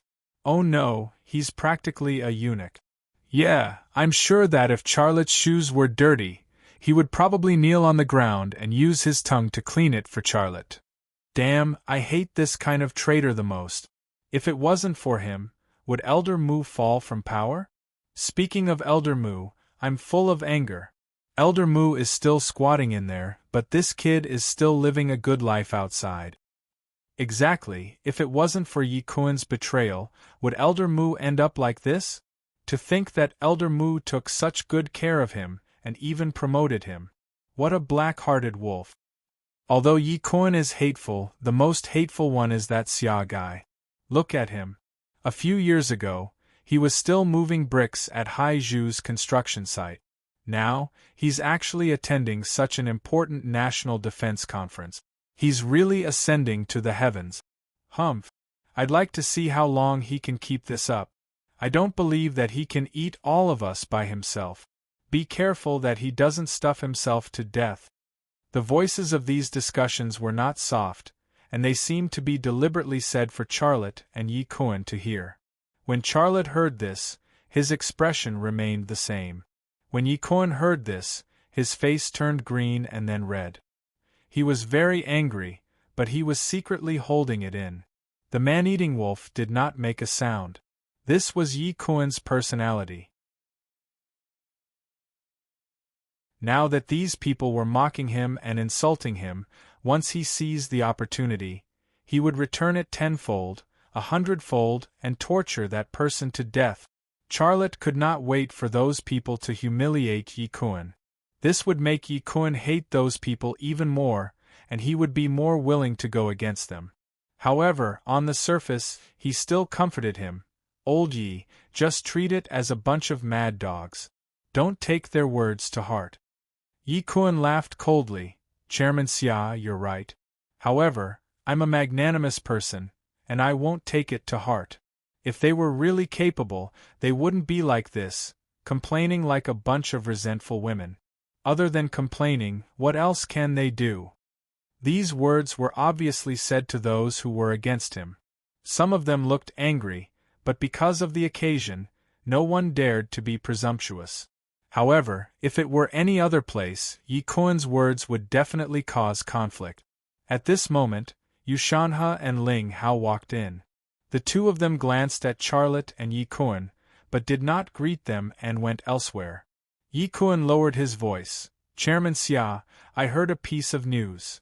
Charlotte's heart skipped a beat. What news? I heard that Yu Shanhe intends to let Ling Hao replace Mu Jianfeng's position. It's still in operation, but I don't know if it will succeed. Yi Kuan said. Charlotte's brows furrowed slightly. In his opinion, Yi Kuan's matter was no longer a matter of success, but a matter of time. With Yu Shanhe's status, it was not difficult for him to make someone like Ling Hao, who was already of a high rank, replace Mu Jianfeng's vacated position. Once Ling Hao became the boss of Shenzhou Industry Group, with Ling Hao's means and the strength of Shenzhou Industry Group, Ling Hao would definitely bring him a lot of trouble. I also heard that the current situation is very unstable. As you know, America's policy of returning to Asia-Pacific is aimed at our country. The American warships openly provoke us, Japan's constant actions, and the THAAD anti-missile system that will be deployed in Korea are all threats to our side. So this meeting is mainly to revitalize our military industry and enhance our national defense strength. I think Yu Shanhe will use this meeting to propose to let Ling Hao replace Mu Jianfeng's position. And Ling Hao will probably prepare a plan to cooperate with Yu Shanhe. Speaking of this, Yi Kuan snorted softly. Maybe there will be a vote. If there are 100 people here, I think there will be a 98% pass rate. If 100 people voted, Charlotte and Yi Kuan would vote against it, and the rest would vote in favor. This was Yi Kuan's intention. However, Charlotte knew that even if there was a vote, he was absolutely not qualified to cast that kind of vote. And he knew that once Yu Shanhe proposed it, the number of people in favor would definitely exceed 98%. Chairman Xia, if Ling Hao replaces Mu Jianfeng's position, who do you think will be the first person he will deal with? Yi Kuan looked at Charlotte and asked tentatively. Charlotte didn't even think about it and said, the first person he will deal with is you. Yi Kuan didn't have any reaction. It could be seen that he already had an answer in his heart before he asked this question. What he wanted was a guarantee from Charlotte. Charlotte really gave him what he wanted. But don't worry, old ye. Look at those people who follow me, they are all doing well. I am working for them. Rema Group has done so many things to build our country's national defense. We are positive energy. As long as you understand this, you will be much more at ease. Besides, Yushanha won't dare to do anything. It's not like we don't have people. A smile appeared on the corner of Yi Kuan's mouth. He knew who the person Charlotte was talking about was, Fan. That was a woman that even Yushanha was afraid of. Also, 101 innings was obviously on Charlotte's side. He was not alone. With these people behind him, why would he be afraid of Ling Hao? While they were talking, a group of military representatives and leaders walked into the meeting. A face that had only been seen in the news appeared in Charlotte's sight. He was inexplicably nervous, but his heart was also full of respect. A military leader whispered something in that person's ear and raised his hand slightly to point in Charlotte's direction. That person then looked over and glanced at Charlotte. He even nodded slightly at Charlotte with a smile. That person's smile was dignified and warm, making people feel that he could not be offended, but it was also very kind. Although it was just a smile, to Charlotte, this smile was a kind of affirmation of his efforts.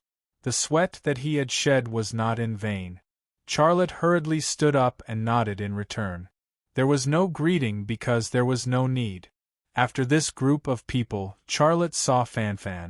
Fan wore a small black suit on her upper body. Her breasts were firm and her small waist was slim and graceful. She wore a pair of black trousers on her lower body. Her buttocks filled the trousers to the brim, drawing a beautiful curve with her long legs. This outfit was a little old-fashioned, but it still could not hide her sexiness. She walked behind a group of dignified soldiers, just like a red rose stuck in the barrel of a gun. It was a very unique contrast. Fan smiled at Charlotte and then walked over. "Hello, Chief Fan." Yi Kuan greeted. The smile on his face made him look very simple and honest. He was the kind of person that was harmless and honest. Fan nodded. "Hello, Chairman Yi. You finally did the right thing." Yes. I will continue to work hard." Yi Kuan of course understood what Fan meant. Fan moved closer to Charlotte and said softly, "My relative is here again." Charlotte was slightly stunned. "Who is it?" Fan rolled her eyes at Charlotte. "Are you playing dumb with me? The relative I'm talking about is that one. Do you understand?" Charlotte understood, but he was also speechless. He really did not expect that Fan would talk to him about her period under such a solemn occasion. "What's the reason?" Fan stared at Charlotte suspiciously. "Why are you looking at me like that?" Charlotte smiled bitterly. "I really don't know. Moreover, this kind of thing still depends on God's will. Otherwise, why would there be so many people praying to Bodhisattva? But I'm anxious." Don't worry. Charlotte comforted her. Fan rolled her eyes at Charlotte again. "You're not anxious at all. You just care about having fun." Charlotte was speechless. "Let me tell you something serious." What is it? When will the Rema Group's new material come out?" Charlotte said. "It's not that easy.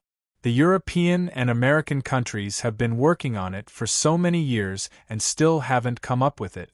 You can't expect me to come up with it in 2 or 3 months. Let me tell you. Didn't you get the fighter jet technology from France and Germany?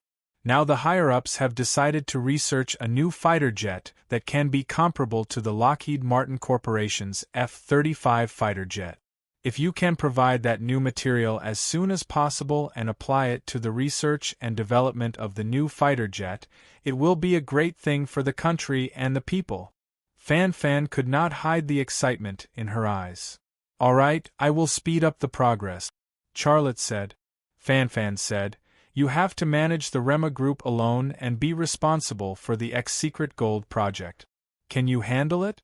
I have already proposed to the higher-ups to let my grandfather join your new material project. Charlotte smiled. That's a good thing. He is the top material scientist in our country. His students are all over the country. Also, the Academy of Science has research resources that Rema Group can't compare to. Old fans' participation will be a boost to the research of this new material. I welcome him to join us. He can come anytime. It would be a waste if he didn't have a new force that didn't need money. Then it's settled. I'll go now. Call me if you need anything. Fan did not pester him and left. Charlotte watched her leave and sighed in his heart. The military application of artificial intelligence and the research and development of new materials. He believed that in 3 years, China's military level would surprise the world. But could he still see it? 3 years. This word was like a thorn in his heart. Every time he thought of it, it would sting him. It made him very uncomfortable and a little scared. Ling Hao shifted his gaze and secretly looked at Xia Lei with a sneer on his face.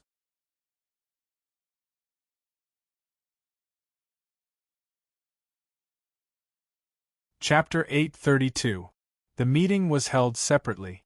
Fan and the leaders went to another small conference room, but there was still an important leader and a few military representatives presiding over the meeting in this large venue. Those military representatives also had a lot of weight. The leader presiding over the meeting and a few military representatives spoke one after another. From time to time, there was a warm applause in the venue. The atmosphere was very lively. There were reporters in the venue, but they all stood far away, quietly recording videos. It was Charlotte's first time attending such a meeting. He was not used to the format and atmosphere. Fortunately, the leaders' speeches were over in an hour. What was left was the speech of the representatives of the military industry. The representatives of the military enterprises had prepared their speeches, and the contents of their speeches were formulaic, such as firm belief, overcoming difficulties, and so on. Then, what achievements they had achieved, and what they had to work harder in the future, and so on. Such a speech was the same. Listening to it was equivalent to not listening to it. Yi Kuan also prepared a speech, and there were several of them. Before it was his turn to speak, he had already read the speech over and over again 2 or 3 times. He looked a little nervous, but very serious. Very soon, it was Yi Kuan's turn to speak. However, he put away the speech script and spoke into the microphone. His expression was sometimes serious, sometimes passionate. It gave people the feeling that he was full of positive energy and the type that was immune to all kinds of poisons. But his speech was still the same, with almost no substantive content. Charlotte secretly knew in his heart, although there was no difference from the other people's speech, Yi Kuan had memorized the content of the speech in advance. Speaking so passionately without a speech, it can be considered a kind of ability. This is probably the survival knowledge of people like him. People have to be good at something to live. After Yi Kuan finished speaking, no one applauded him. He sat down and reached out to wipe the fine sweat on his forehead. He didn't seem surprised that no one applauded him, but he was obviously more nervous than before. The leader presiding over the meeting said, "Let's invite the person in charge of the Shenzhou Industry Group to speak." Ling Hao stood up, his face full of confidence. "Hello to this leader, hello to all colleagues. I only represent the Shenzhou Industry Group to express some of my views on the current situation." Ling Hao spoke with fervor and assurance, but Charlotte was shocked. Yi Kuan had just told him that Yu Shanhe wanted to help Ling Hao to replace Mu Jianfeng, but he did not expect that Ling Hao had become the person in charge of Shenzhou Industrial Group. Yu Shanhe's speed was fast and his energy was great. He had underestimated this point. The European and American powers have imposed a technological blockade on us, but our military manufacturing level is still steadily improving. The gap between us and the Europeans is getting smaller and smaller. This is inseparable from our efforts. Ling Hao's gaze shifted to Charlotte, and his words took a sharp turn. Our military industry doesn't need heroes, we need a solid foundation. What was a foundation? In my opinion, it is the military industry of the countries represented by all of us here. Our military industry is the foundation of national defense. Although part of the military market had been opened up, it didn't mean that anyone could replace the country's military enterprises. Competition is a good thing, it can make the market more active, and it can also promote the scientific research investment of brother units. However, vicious competition should be stopped because it is not conducive to the development of the overall industry.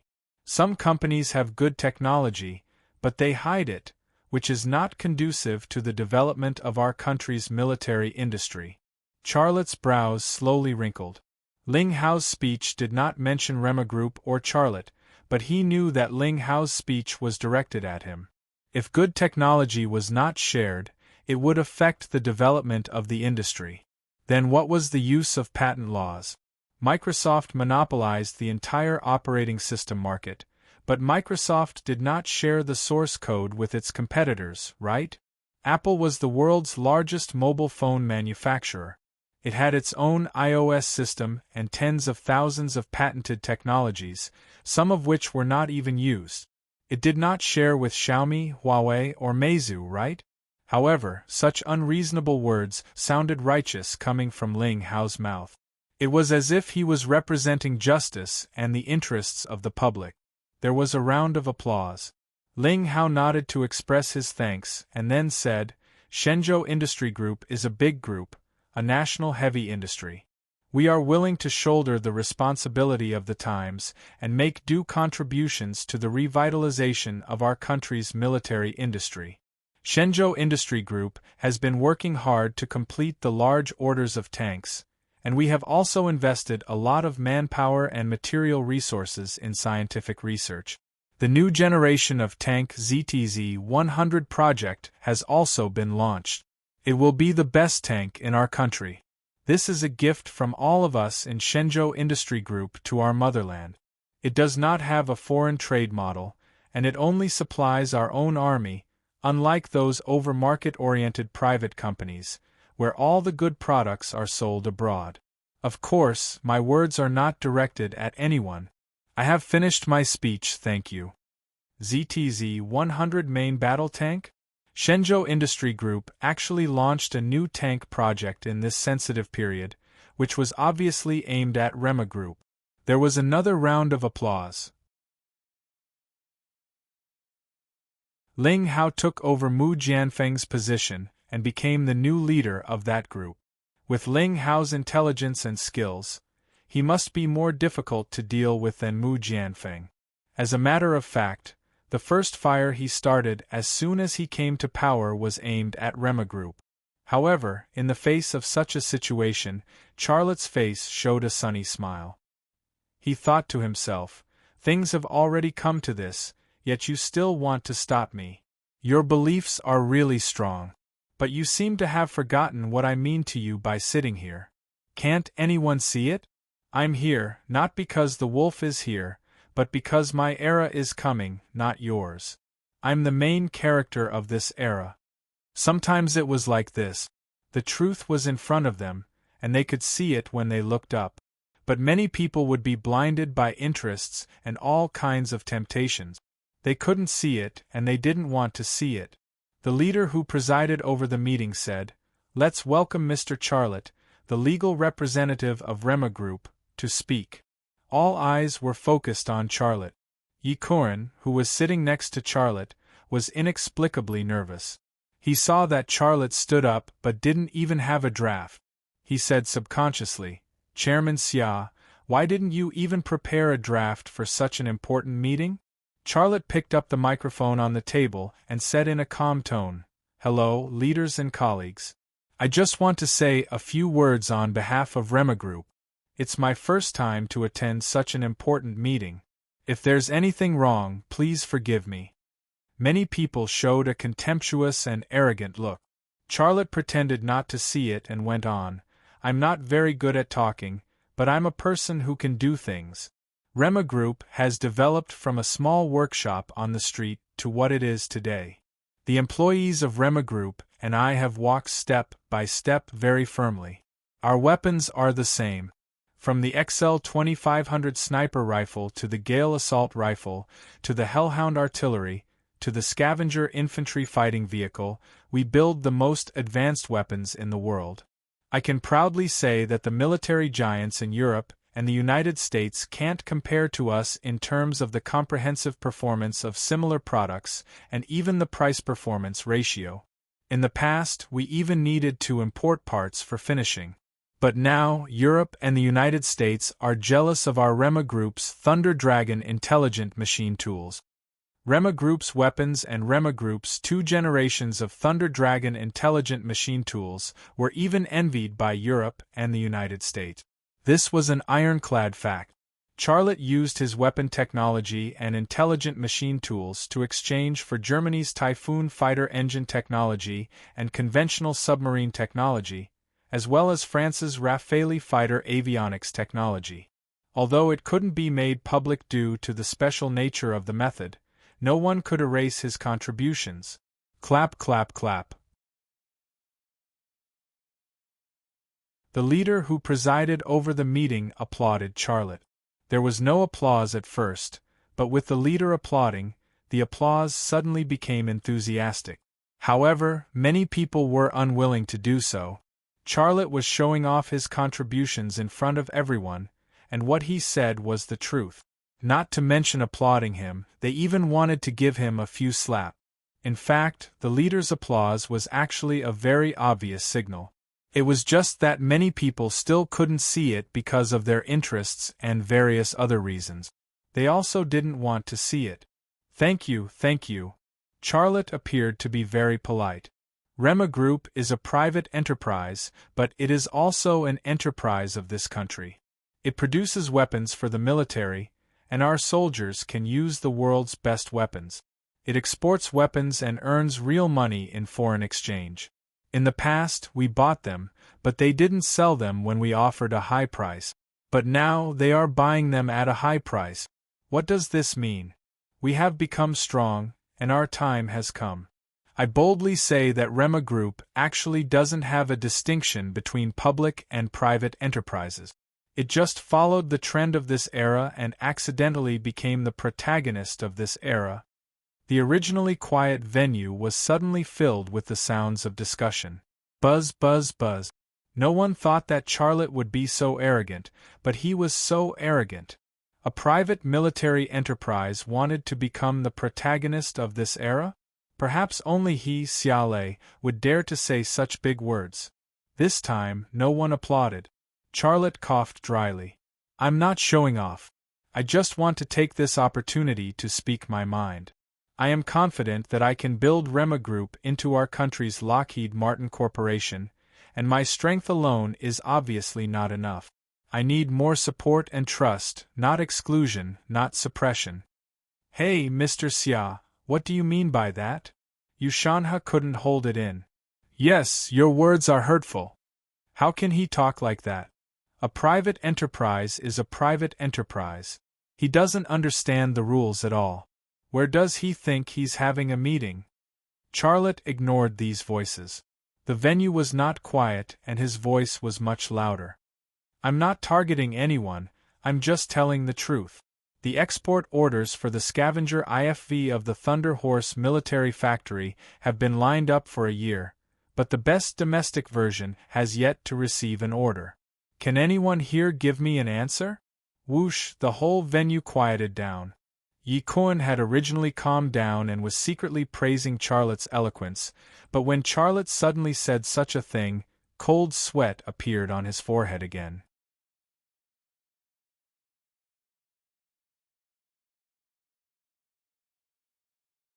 Chapter 833.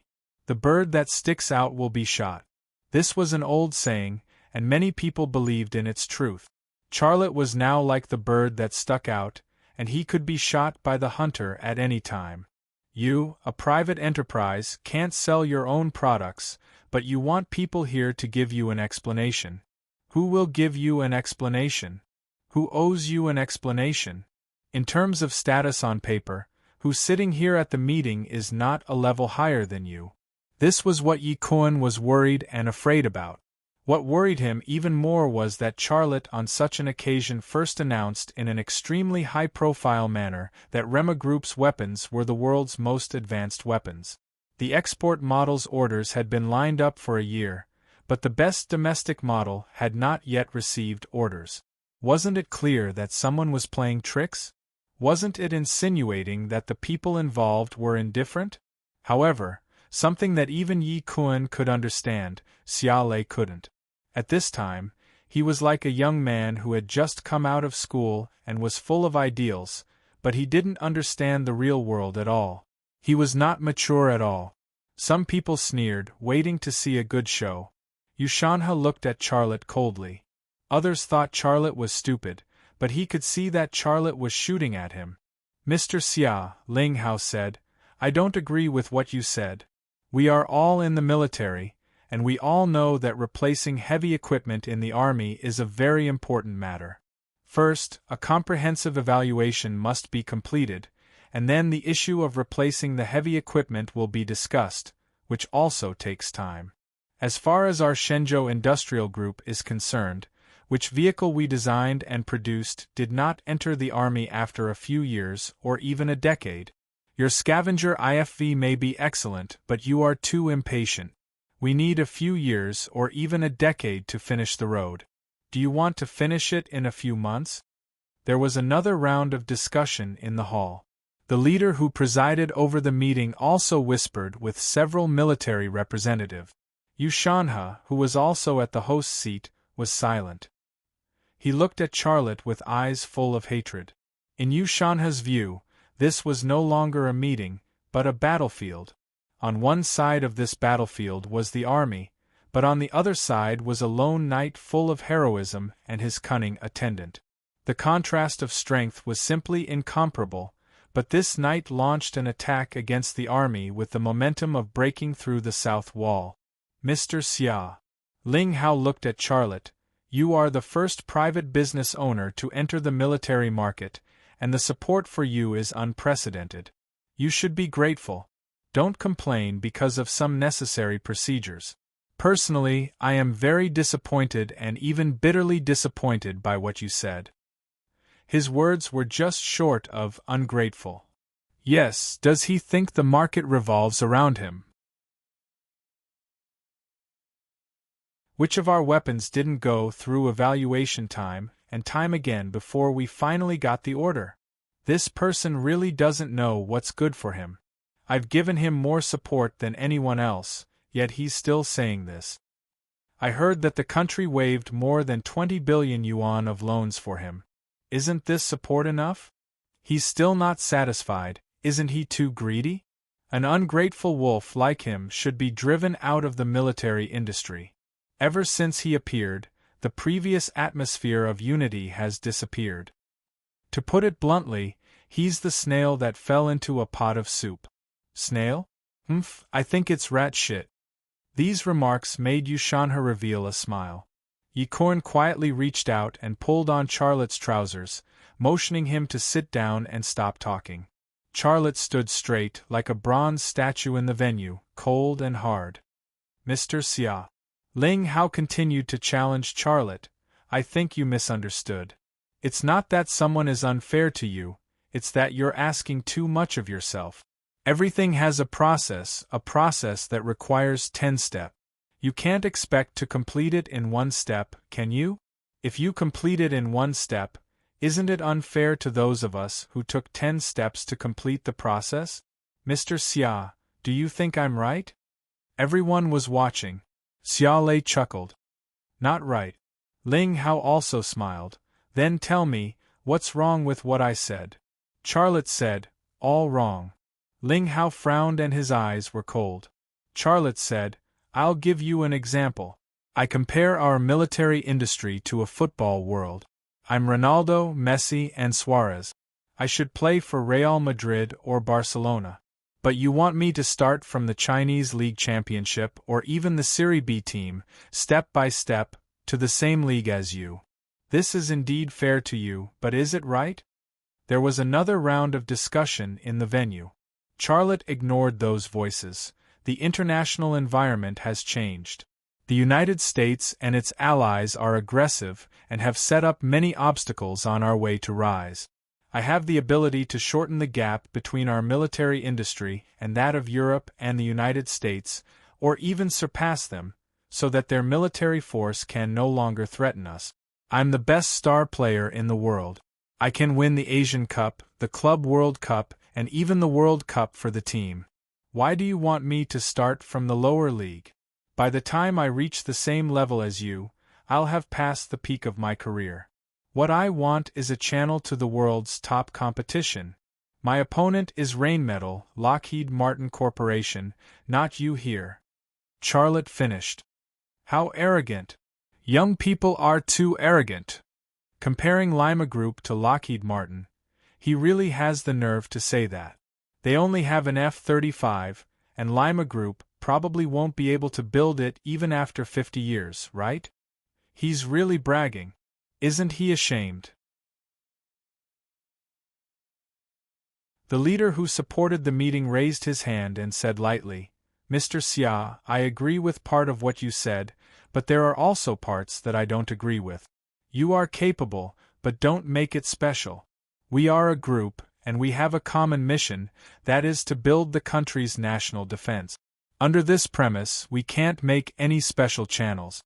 But you said that your opponent is Rheinmetall, Lockheed Martin Corporation. I personally admire you very much. Young people should have such great ambitions. I'm optimistic about you. As for the issues you raised, let's discuss them after the meeting. There was a burst of applause in the venue. This was an excuse to smooth things over, and it was also a hint that Charlotte needed to sit down after his speech. But Charlotte was still standing. Rema Group has launched the tank project, and also launched the new material project, as well as the application of artificial intelligence to the military. These projects, no matter which one, have huge strategic benefits. I personally don't care about money and honor. I can wait, but can the strategic interests of the country wait? I'll tell you the truth. Some departments and people in the United States and Japan have plans to assassinate me, because I have affected their strategic interests. Do I have to wait for the Americans and Japanese to succeed before they give me such a channel? The leader who presided over the meeting was stunned for a moment. He was not disgusted with Charlotte's high profile, but he wondered why a smart person like Charlotte did not make such a request in private, but on such an occasion? No matter what the request was, what the purpose was, wasn't it inappropriate or even stupid to put himself in the crosshairs of the public? Charlotte, Yu Shanhe finally spoke, and his words were fierce. Don't go too far. Everything has a process and everyone goes through it. Why do you want to be special? You are talented, but you can't be proud of your talent. I don't mean anything else. Yu Shanhe interrupted Charlotte's words. I don't care what you mean.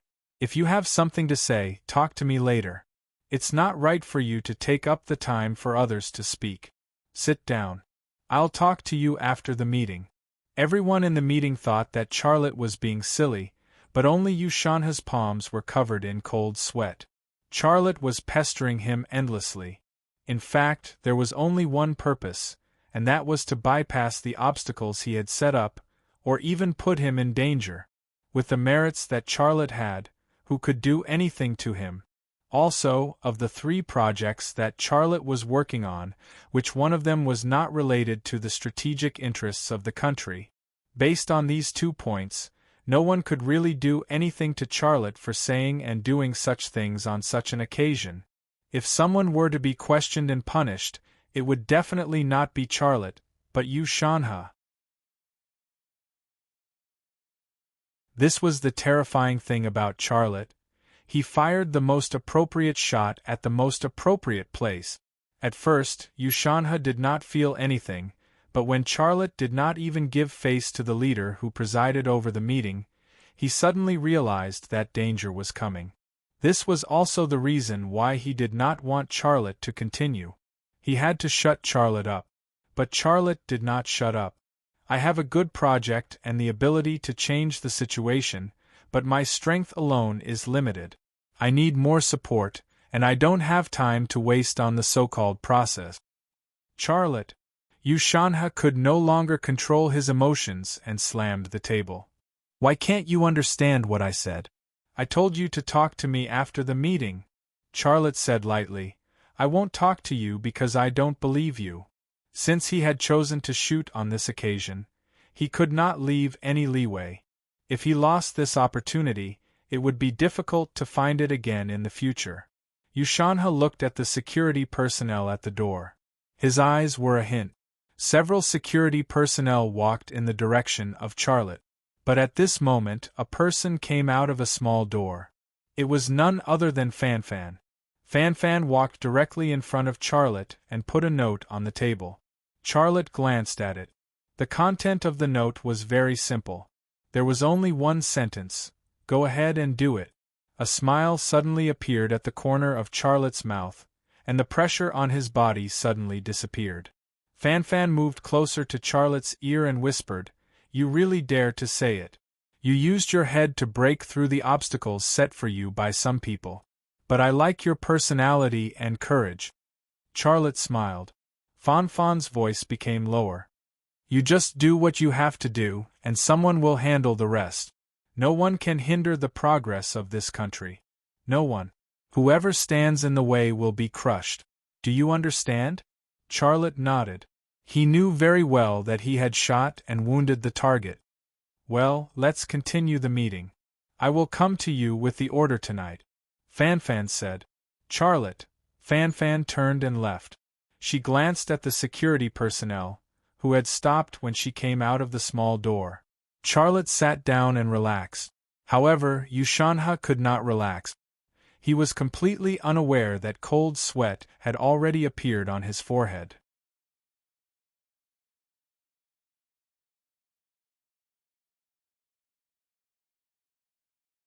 Chapter 834. The night sky was clear, the night wind shook the treetops, making a rustling sound. In the room of Ping and residence, Charlotte grabbed the alloy pendant on his neck. He had a lot of thoughts. What happened in New Delhi appeared in his mind again. On the rooftop of that building, the black-robed man had subdued him and grabbed the alloy pendant on his neck. He thought the black-robed man's goal was to take it away, but he didn't expect the man to just look at it and put it down. He even said something strange to him. He said, "No wonder, you still have a little left." This was not the first time Charlotte thought about this sentence, but he still couldn't figure out what the black-robed man meant. He obviously knows about the existence of the AE capsule, and he seems to know that I have eaten the AE capsule. He said that, is he hinting me to eat the last one? This was not the first time this thought appeared in his mind. He had to think about this question. The cruel truth was, although his brain and body had evolved to the height that ordinary people had to look up to, it was nothing compared to the black-robed man. And what made him even more desperate was that he couldn't even beat Zhu Xianwei, whose mind was less than 10 years old. This cruel truth led to another even crueler truth, which was that if the black-robed man really wanted to kill him, he wouldn't be able to fight back in 3 years. So, should he eat the last AE capsule? Let his body evolve and increase his strength. A few minutes later, Charlotte somehow opened the alloy pendant, and the AE capsule was somehow brought to his mouth. In a desperate situation, a person's strongest desire was to become stronger and overcome all difficulties. He was no exception. The pressure from the black-robed man, the CIB, the FA organization, the Hattori family, and even the domestic pressure gathered together. These pressures exploded tonight, making his desire to become stronger than ever. It seemed like he was about to break through all the obstacles and put the last AE capsule in his mouth. A voice suddenly sounded in his mind. It was his own voice. Wait. Giving me unprecedented pressure, forcing me into a desperate situation, but not taking away the thing that can make me stronger. His goal. Is it to make me eat the last AE capsule? The voice calmed him down. He said the answer is with me. Could it be the result of eating the last capsule? He thought to himself. At this thought, he broke out in a cold sweat. The sound of footsteps and voices came from outside the door. Chief Fan, wait a moment. I'll go tell our chairman Xia. Maybe he's sleeping. This was Lu Xing's voice. Yelena and Erdemo had both participated in the operation in Siberia, and they were already dead. The 4 women from the Knights Hospitaller were still here, so they could not appear in the Peace House at all. The security of Peace Lodge fell on Lu Xing's shoulders. No, you can go back. I'm here to talk to your chairman Xia about business. If he's asleep, I'll just wait for him for a while. Fanfan's voice was heard. Don't worry about that. Go. Fanfan urged. All right then, I'm leaving. Lu Xing said that, but then he said loudly, Chairman Xia, Chief Fan is looking for you. Inside the house, Charlotte had already placed the last capsule into the alloy pendant. Knock. The sound of knocking came from the door. Coming. Charlotte got up to open the door. Although it was already late autumn, Fanfan's clothes were pitifully few. She was wearing a long black dress that left her shoulders bare. The deep V-shaped collar revealed a large area of snow-white skin, and the deep cleavage between her breasts was so deep that the bottom could not be seen.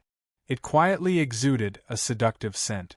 A slender waist and a perky but suddenly bulged, propping up the fabric, and also propping up the desire and temptation. The full and round shape could not help but make people fantasize. What was even more outrageous was that she only had this skin-tight dress on her body because there was no sign of underwear under the fabric. In order to highlight the beautiful lines of her figure, she had also gone all out. Why, aren't you going to invite me in? Fanfan rolled her eyes at Charlotte. She seemed a little cold and did not want to stand outside. Charlotte stepped aside for her and scolded her. You're really something. The weather is so cold and yet you're wearing so little. Aren't you afraid of catching a cold? Fanfan casually poured the briefcase in her hand onto Charlotte's bed and then looked at him. Her big black eyes could not hide the joy in them. Didn't I do this to seduce you? Her words were so straightforward that Charlotte did not know how to respond. But you have to say, I did wear the wrong clothes today. I didn't expect it to be so cold outside. I'll go to your bed to warm it for a while, okay? Charlotte was speechless. Without waiting for Charlotte to say anything, Fanfan took off her high heels and climbed into his bed. Then she curled her lips. Why is it cold? Forget it, I'll help you warm your bed. Open the briefcase. There's what you want inside. Charlotte opened her briefcase and took out a few documents. One of these documents was the order for the scavenger IFV that he wanted, and it was a big order. 1,000? This number shocked Charlotte. What? Didn't you want an order? I got it for you, but what's with your expression? Fanfan said mischievously. Charlotte smiled bitterly. The number in my mind was 100 or 200, at most 500, but I didn't expect it to be 1,000. You know, Rema Group's production capacity is limited. I'm a little worried. Can't eat it? This is the first batch, there will be more later. Fanfan said. 1,000 IFVs. This is the rhythm of replacing armored vehicles. After a pause, Charlotte suddenly grinned and said, Even if you can't eat it, you have to eat it. I'll find a way to solve the problem of production capacity. That's right. Fanfan's eyes flashed with excitement. You're a person who does big things. Your courage is what I'm most fascinated by. A man needs to have courage like you. I like a man with courage like you. Charlotte avoided her man-eating gaze and flipped through the other documents. The rest of the documents weren't orders, but actual preferential policies. It involved talents, funds, and policy support. The strength was unprecedented. In short, with these documents, he could borrow as much money as he wanted from the bank. He could recruit talents from any university he wanted. And most importantly, Any weapon produced by Rema Group, whether it was an export model or a domestic model, no matter the quantity, would no longer need to go through the department led by Yushanha. This wasn't opening a green channel for him, it was simply opening a runway for him. This kind of support didn't let him sprint, but let him fly. The documents that Fan Fan brought were obviously real. There was no doubt about this, but Charlotte couldn't believe it. "What do you want to say?" Fan Fan said with a smile. Charlotte sighed. "I've dreamed of getting these, but now that I've got them, I can't believe they're real." "Go ahead and do it. With the support of the country, you can do as much as you can. I know your dream is to build Rema Group into a world-class super arms giant like Lockheed Martin Corporation. This is an opportunity to realize your dream." She was even more excited. "Thank you. Although you didn't say how these documents came about, I know you paid a price for them." Charlotte's eyes were very gentle. "Then how are you going to thank me? What do you want?" "You know what I want." "That. Didn't you come for that?" "What did I come for?" Fan Fan tilted her slender white jade-like neck, looking confused. "That. What's that?" "Charlotte, this wasn't a tongue twister, but a naked provocation. What I told you was yesterday. My body is already clean. I even took a bath before coming to your place, and it took me half an hour to bathe. My body smells so good, if you don't believe me, you can smell it." She lifted the blanket, and a soft hand grabbed the black dress and gently pulled it up. The black fabric slowly slid up against the black stockings, and a pair of straight and slender legs were revealed little by little. Her movements, her legs, all of them stirred up people's hearts. I need to go to the washroom first." Charlotte left as if he was escaping. In the washroom, he took out the bottle of antidote from a drawer. But when he unscrewed the cap, he hesitated again. 3 years, if I only have 3 years left, do I have to leave alone? She wants a child of mine, and I also need an heir to inherit my career. Why should I use this? Not only Fan Fan, but also Rui. If I really leave this world, she will be alone. If she has a child, she will feel better. Thinking of this, he poured the bottle of antidote into the toilet. When he threw the glass bottle into the trash can, his heart seemed to have thrown away a stone and became relaxed. If I only have 3 years left to live, why not live a vigorous life? From now on, I can do whatever I want. Screw the ancient alloy. Screw the black-robed man. Screw the worldliness and prejudice. Leaving the washroom, a black shadow flew toward him, but he didn't avoid it because it was Fanfan's dress. The black dress covered his face, and it really smelled good, but it also had a strange smell, and he knew that it was the smell of the antidote developed by Fan Fan. He reached out and took off the dress covering his head, and then walked toward her. Curled up in the quilt, she was very white and tender, so white and tender that it seemed like a breath of hot air would melt her. However, in the end, it wasn't a delicate and powerless woman who was melted, but a vigorous man. Fan Fan, can you give me some of your antidote? This is for me, not for you. What do you want it for? Under the quilt, Fan Fan stared at Charlotte and used her legs to press him down. Charlotte chuckled. I will take it to study it. Maybe I can improve it and increase the success rate. Do you think I will believe you? I know how much hair you have on your body. Humph. Do you think I don't know that you want to use my medicine on another woman? Charlotte said awkwardly. What kind of person do you think I am? Am I that narrow-minded? Humph. Do you really want it? Yeah, just give me a little. Then I will use all of it tonight. Charlotte, without waiting for him to explain further, she had already climbed on top of him.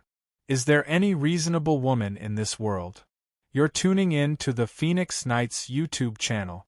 Don't forget to subscribe and join us on this journey to catch the most captivating stories.